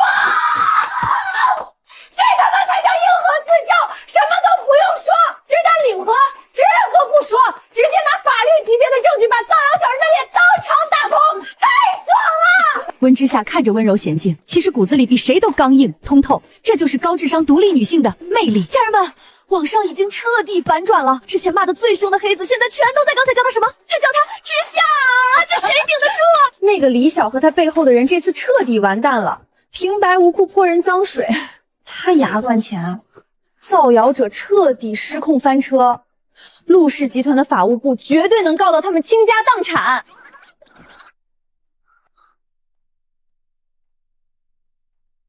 等等，大家快看进度条，那段私人 vlog 视频还没结束，后面还有。天哪，是温之夏，是他在看当年陆晨的朋友圈。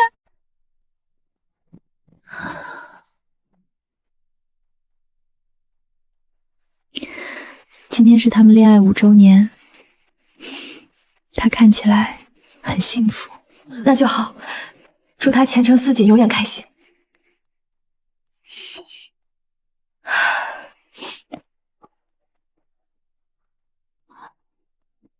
我在这吃人的娱乐圈里混了这么多年，见过无数恶心的剧本和案头炒作的工业糖精，但我今天用我的人格担保，视频里这个女孩极致暗恋的眼神，绝对演不出来，这是最顶级的真情流露。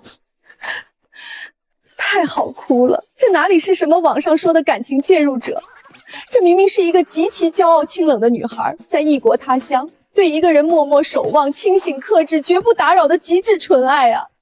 原来，在我以为我看不到的那些年里，他一个人咽下了这么多委屈，一直在用这种克制的方式深爱着我。对不起，我扇了我自己10个巴掌，这眼神根本演不出来，这是藏了多少年的深情啊！我哭得好大声。苏雨柔那个拜金女也配跟我们温公比？江哲宇何以给我抱紧她，给我往死里宠她？她值得。天哪！江哲宇这个反派本想毁了他，结果反而像个内鬼一样，亲手把温公藏在心底最深处的绝美爱人日记公之于众了。这波反向助攻我给满分 ，CP 所死，钥匙我吞了。造黄谣还伪造视频，这种不该承担法律后果吗？该报警就报警，该抓人就抓人。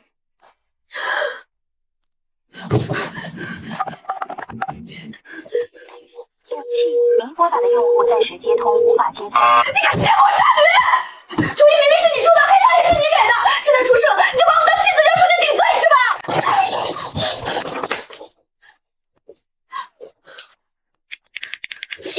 不可能，说过会帮我兜底的，凭什么让我一个人去坐牢啊？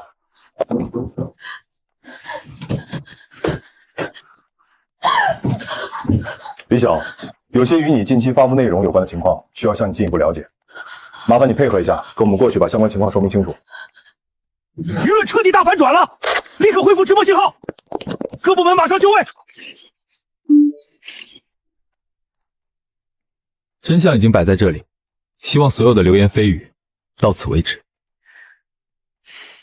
谢谢所有愿意等真相的人，我们问心无愧。李晓这个成事不足败事有余的废物，连这点泼脏水的小事都办不好，竟然还被反杀了！哲宇，你快想想办法，李晓被抓了，现在我们该怎么办啊？喊什么喊？事到如今，你光喊有什么用？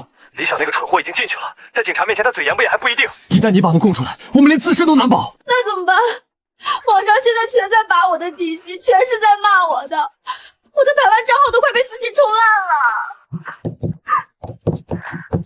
哲宇，你快动用你的人脉想想办法呀！慌什么？现在还没到绝路，你给我死死记住咬死2件事：第一，李晓的相关行为你全程绝对不知情，全是他心疼你，自作主张替你出头，把相关责任归到他那边。现在被网暴后病情加重，博取同情心。对，我什么都不知道，我只是个被深爱的男人蒙在鼓里的可怜女人。试问之下抢了我的人是李小。直播的时候别露馅，哭得越惨越好。我这边马上给你买水军去带节奏，先把这波致命的舆论扛过去再说。对不起大家，李晓在网上造假视频造言的事情，我真的是刚刚才知道。他是因为看到我这段时间状态不好，整夜睡不着觉，甚至有过很消极的念头。他太心疼我了，才一时冲动做了不妥的事，拿了不实的内容去针对之下。但我绝对没有嫌贫爱富。网上前几天放出来的那段我跟富二代暧昧的生人视频，全都是 AI 合成造假的。我跟江哲宇清清白白，根本没有任何私情。大家好，我在这里可以替雨柔作证，我们两家一直有清白的生意往来，我们只是极其普通的正常朋友。生日宴那天我确实受邀去了，但绝对没有暧昧，那全都是有人为了掩盖自己的丑闻而恶意剪辑的 AI 换脸。别他妈拿抑郁症当老李的免死金牌好吧？真当我们全网明明都是傻子，由着你们耍？江少这就火急火燎的来护花了，还搁这装什么正常朋友？我看你们这算盘珠子都崩到我脸上了，真当大家瞎呀？苏雨柔刚铺的黑眼圈散粉都没抹匀，还有那件病号服的吊牌都没剪，搁这演年度烂片呢。大家别跟他们废话了，谁去冲江家的上市公司？继承人道德败坏，满嘴谎言，他们家的公司账目肯定也不干净，去工厂举报。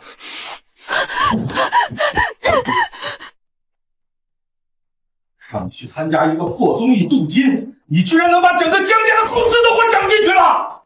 你这个废物，我怎么生了你这么个成事不足败事有余的蠢货？爸，这全都要怪陆晨那个穷酸货，要不是他跟温之夜联手下套搞事，舆论怎么会突然反转？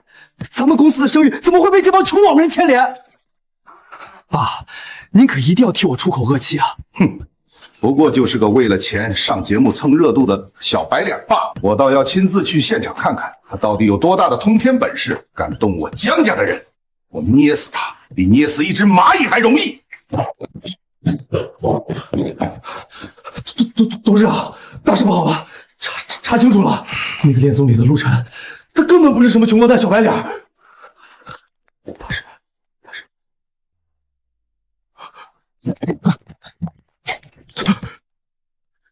你说什么？那个在恋综里的陆晨，居然是亚太区那个吃人不鼓头头的顶级风投之神，这怎么可能？各位嘉宾，之前的提案赛仅仅只是预热，今天节目组花重金重磅邀请了3位极其顶尖的创投界大佬空降现场，对各位的方案进行最残酷、最真实的实战评估。获胜的方案将直接获得千万级别的落地风投。看见没？那是我亲爸，他可是今天的主评委，专门来现场给我撑腰的。陆晨今天绝对完蛋了，我要让他输得连底裤都不剩。那个人你认识？算是不久前打过一点交道。江哲宇虽然人品烂透了，但家里确实是真有钱啊！你看他爸那出场的气场，实打实的资本家，真不是咱们能惹得起的。是啊，就算他再怎么作死惹人厌，拼爹这一块他确实赢在起跑线上了。陆晨就算再有才华，遇到这种豪门护短，肯定也得吃大亏。你这个不知天高地厚的混账东西，马上给我闭嘴！陆总，陆先生。实在抱歉，是我教子无方，惊扰了您录节目，求您大人有大量，高抬贵手，好于陆氏财团南湾项目的分包合同，千万不要，江家不能失去那个项目啊！还与陆氏财团，这怎么可能？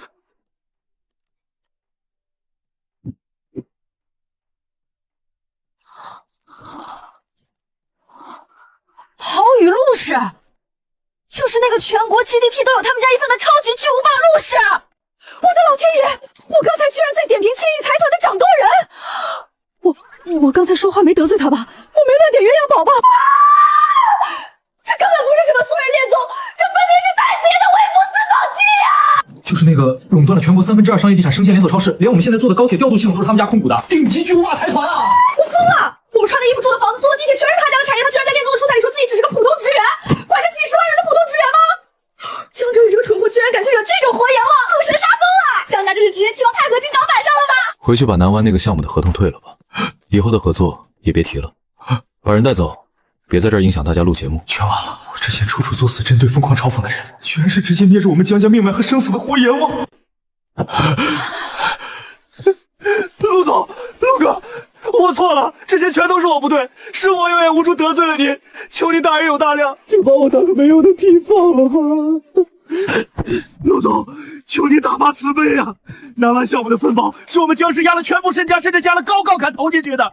要是突然被退掉这笔资金，江氏的资金链明天一早就会彻底断裂，马上就要被银行强制宣布破产清算了。陆总，破产清算，找法院，找我没用。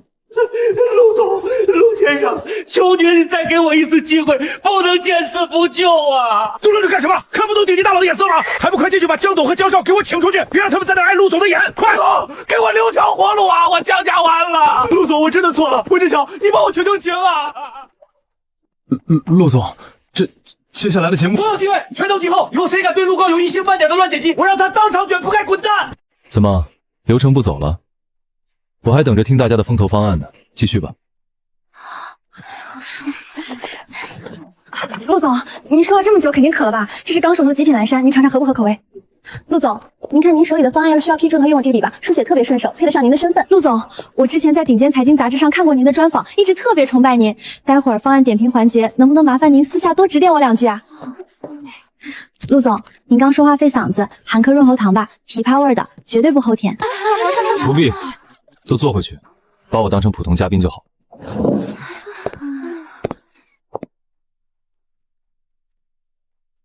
刚才那么吵，吓着吗？没，只是有点意外。这种极致的双标绝了！啊，上一秒搞破产，下一秒理图纸，这谁顶得住啊？江少这波属实是踢到铁板了，陆哥连装逼都觉得费劲，一句话直接降维打击，让人破产，爽死我了！救命！这种上一秒杀伐果断，下一秒低调接地气，只给老婆理图纸的财阀大佬更致命了好吗？给我抬进民政局原地结婚！其他女嘉宾的脸都绿了。陆神，你们算什么东西也配靠近我？老婆，我图纸里的好不好？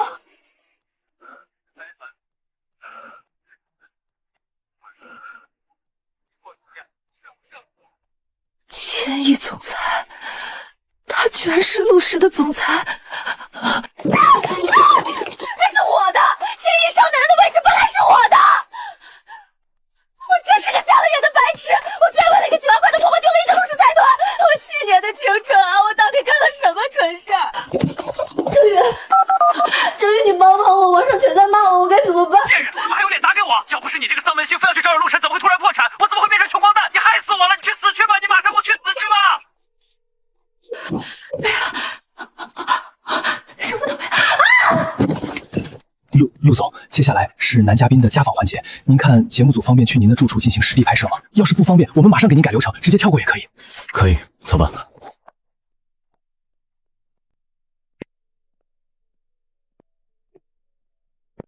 我的妈呀！这地段的大平层有钱都买不到，这得几个亿吧？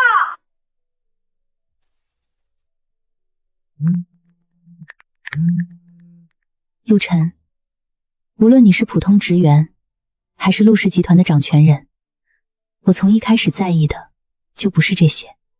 等等，这幅画怎么看着这么眼熟？这不是几年前拍卖会上出现过的那幅大师真迹吗？当时好像拍到了几千万，这是你的？几年前碰见，觉得不错，就拍下来了。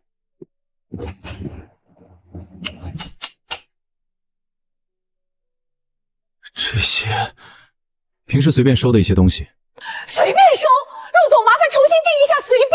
那里面随便一块表，可能都够我录好多年节目了。别人家的收藏室，我家的杂物间，几千万的画挂书房，他甚至没有单独介绍。现在终于理解什么叫真正见过世面的人了。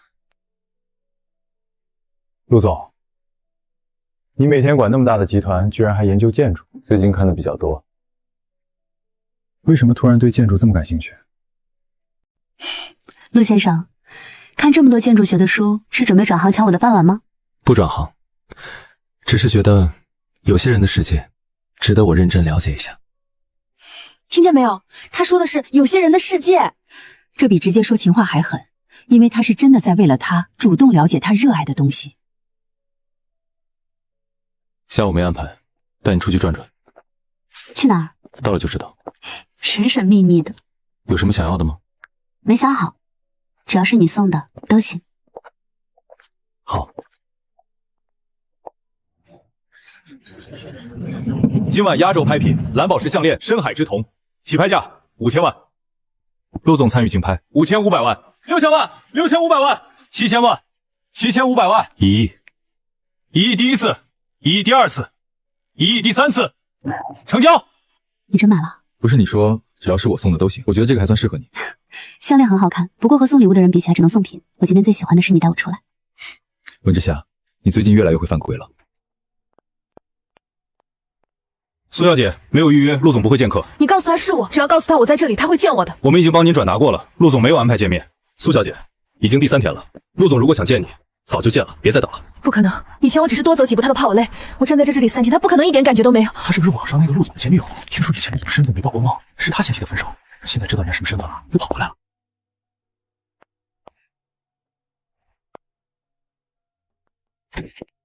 陆总，苏小姐今天又来了，第4天。是。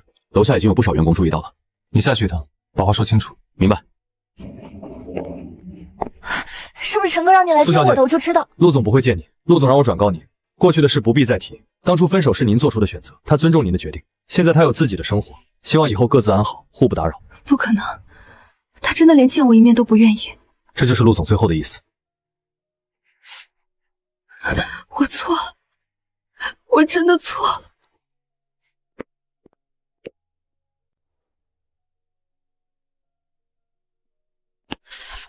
苏玉林，我得感谢你的放弃，才让我遇到了真正值得珍惜的人。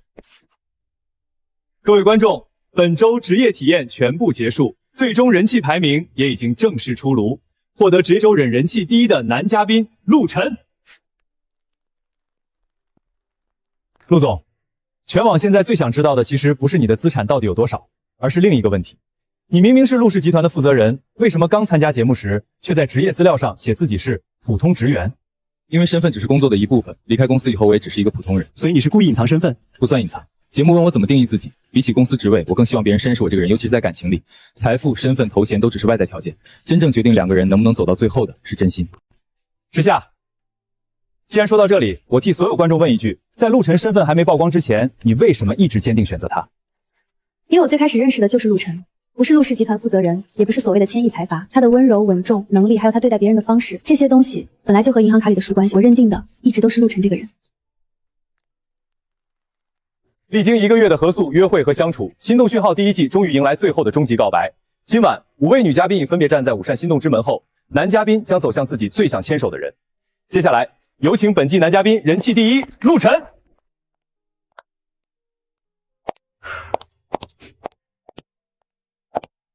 之夏，谢谢你，谢谢你从大学到现在一直都在，也谢谢你在所有人都不知道我是谁的时候，依然坚定地走向我。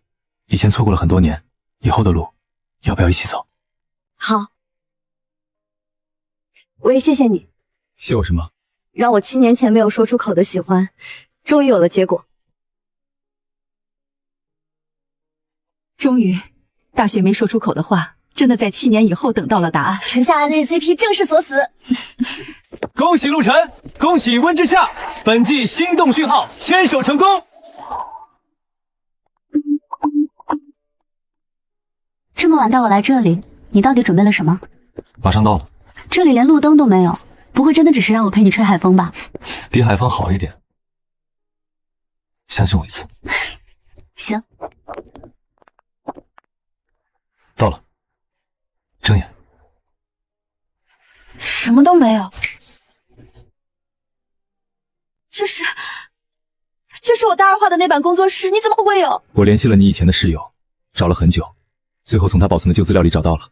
我自己都快忘了。你当年在设计说明里写过一句话，总有一天，你想有一间真正属于自己的工作室。这块地我买下来了，但是楼不会按照你7年前这张学生稿直接建，最后它长什么样，你自己决定。这是7年前的你想要的工作室，7年后的温设计师应该拥有更好的版本。设计由你来做，报建、施工团队和资源我替你解决，你只负责画出你真正想要的东西。大学那几年，你一个人喜欢了我那么久，我却什么都不知道。迟到了7年的偏爱，我没办法补回过去，但你的以后，我不想再错过。陆晨，你真的很犯规。跟你学的。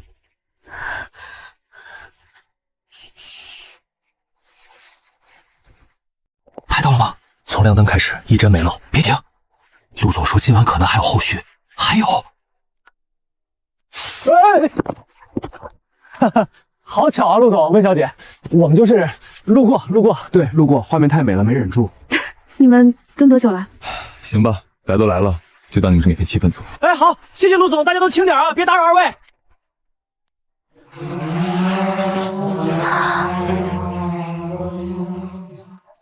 我原本想等到大楼建好，或者等一个更盛大的晚宴再向你求婚，但我1秒钟都等不了了。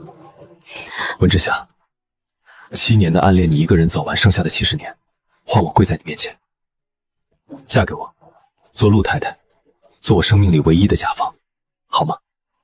我愿意，陆晨，我愿意。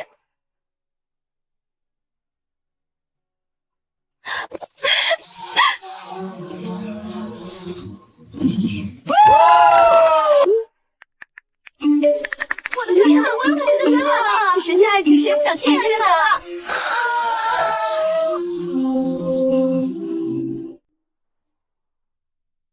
陆晨，叔叔阿姨会不会觉得我太安静，不喜欢我啊？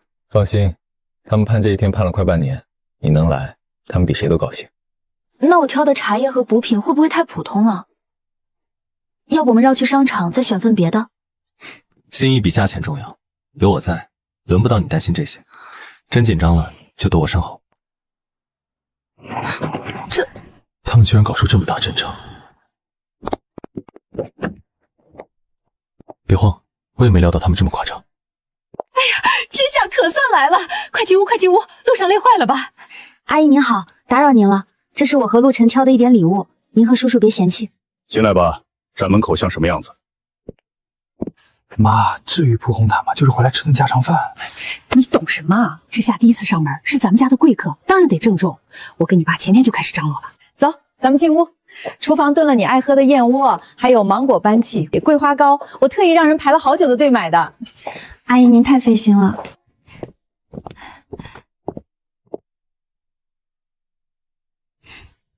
你这孩子长得秀气，性子也稳，比我们家这闷葫芦强多了。妈，您别夸她了，她脸皮薄。我夸我未来儿媳妇，关你什么事儿？这是我当年嫁进来时你奶奶给我的，现在传给你。阿姨，这太贵重了，我不能收。没关系，妈给你了，你就拿着。你看，多合适，戴着戴着。这些都是我攒的，平时也没机会戴。你年轻，戴着好看，以后常来家里，阿姨还有好多东西给你。阿姨，这太多了。让你拿着就拿着，陆家给未来儿媳妇的东西没有收回去的道理。这个你拿着，平时逛街买东西用，别跟陆晨省，他有钱。爸，我自己会给他。你的是你的，我的是我给儿媳妇的，不一样。先生太太，饭菜已经准备好了，走，之夏，咱们去吃饭。之夏多吃点儿，看你瘦的。这鲍鱼今早刚空运来的，还有这个虾，都是活的，特别鲜。谢谢阿姨，我自己来就好。吃这个刺手。这小子总算有个能管住他的人了。原来陆总也有被爸妈安排的明明白白的时候，我还以为你什么场面都镇得住呢。他们高兴就好。刚才看见红毯的时候，是谁愣了半秒来着？我还以为陆总早就知情呢。胆子大了，敢笑我了。本来就是。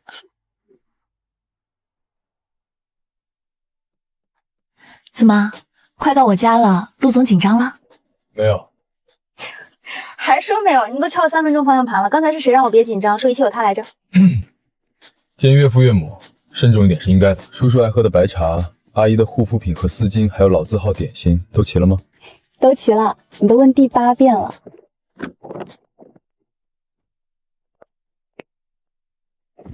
我这身还行吧？叔叔阿姨会不会觉得我太严肃？特别好，帅得很。走吧。哎呀，来了，快进来，外头冷吧？快换鞋。爸妈，这是陆晨。叔叔阿姨好，打扰你们了，一点薄礼，不成敬意。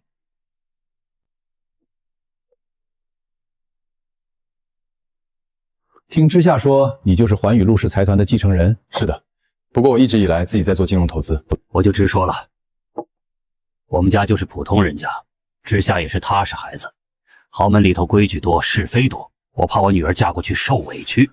爸，陆晨他不是那种人。我活了大半辈子，见得多了，公子哥一时新鲜的多，能长久的少。我就这一个女儿，不能让她受半点委屈。叔叔的顾虑我能理解，我对之夏是认真的，不是一时兴起。先不说这些，饭点到了，我去做饭，咱们边吃边聊。阿姨，我来帮您吧。算了吧，你们这些从小娇生惯养的少爷，哪会进厨房？别帮倒忙。平时在家常做，不算帮倒忙。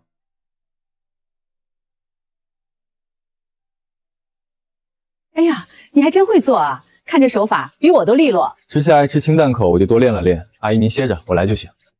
爸，陆晨他人真的很好，不是你想的那种纨绔子弟。他做事特别稳，平时也很照顾我。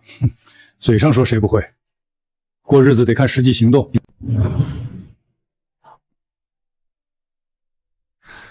叔叔阿姨多吃点，也不知道合不合你们口味。手艺还行。阿姨您坐，我来收拾。这怎么好意思？你是客人。应该的，您和叔叔歇着就行。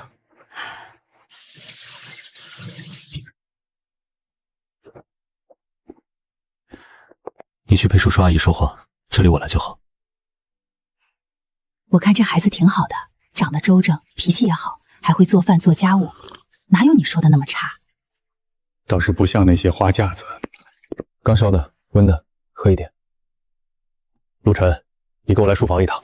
爸，该来的总会来，真心换真心，叔叔总能看到的。我就问你几句实在的，你家里条件好，身边肯定不缺条件相当的姑娘，为什么偏偏选我们家之夏？叔叔，我欣赏之夏的性子，也佩服她的能力。她独立、认真，特别有魅力。以后结婚了，你们住哪儿？家里那些长辈规矩会不会让她受委屈？我们可以单独住，离您和阿姨也近，方便常回来。家里长辈都很喜欢之夏，不会有规矩刁难她。凡事我都会和之夏商量，绝不会让她受半分委屈。我自己的事业足够支撑我们的小家，不用靠家里的名头过日子。之叔想继续做设计就做，不想做他喜欢的事，我都支持。你说的这些我先记着。之夏是我从小宠到大的，要是哪天你对不起她，我饶不了你。叔叔您放心，我这辈子都会对她好。这些都是你们爱吃的，带回去吃。陆晨啊，以后常来家里吃饭，阿姨给你做你爱吃的红烧肉。谢谢阿姨，我们会常回来的。陆晨，好好对之夏。叔叔您放心，我说到做到。有空常回来。太好了，我要当奶奶了！婴儿房得赶紧装修，要用最好的环保材料，月子中心也得提前订。急什么？慢慢来，男孩女孩都好。欢迎你的到来。期待和你见面，我的宝贝。我去，怀孕了！从辅导婚纱就算连娃都安排上了。现在投胎还来得及吗？想当千亿财团的小公主。温之夏也太人生赢家了吧！老公宠，公婆疼，自己事业还牛，羡慕哭了。7年暗恋，一路走到现在，原来最好的缘分一直都在身边。错过7年，幸好余生还长，往后岁岁年年都有你。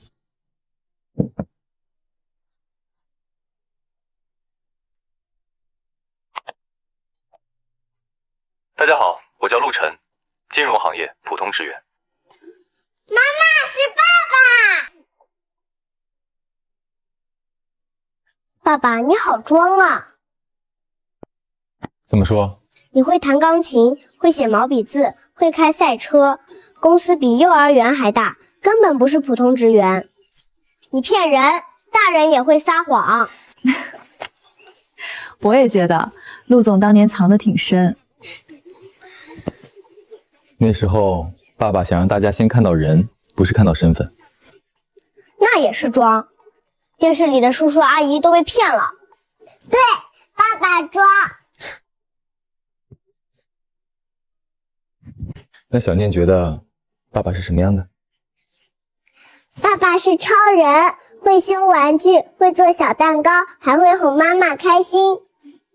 超人就不会撒谎。爸爸不是撒谎，是低调。等你长大就懂啦。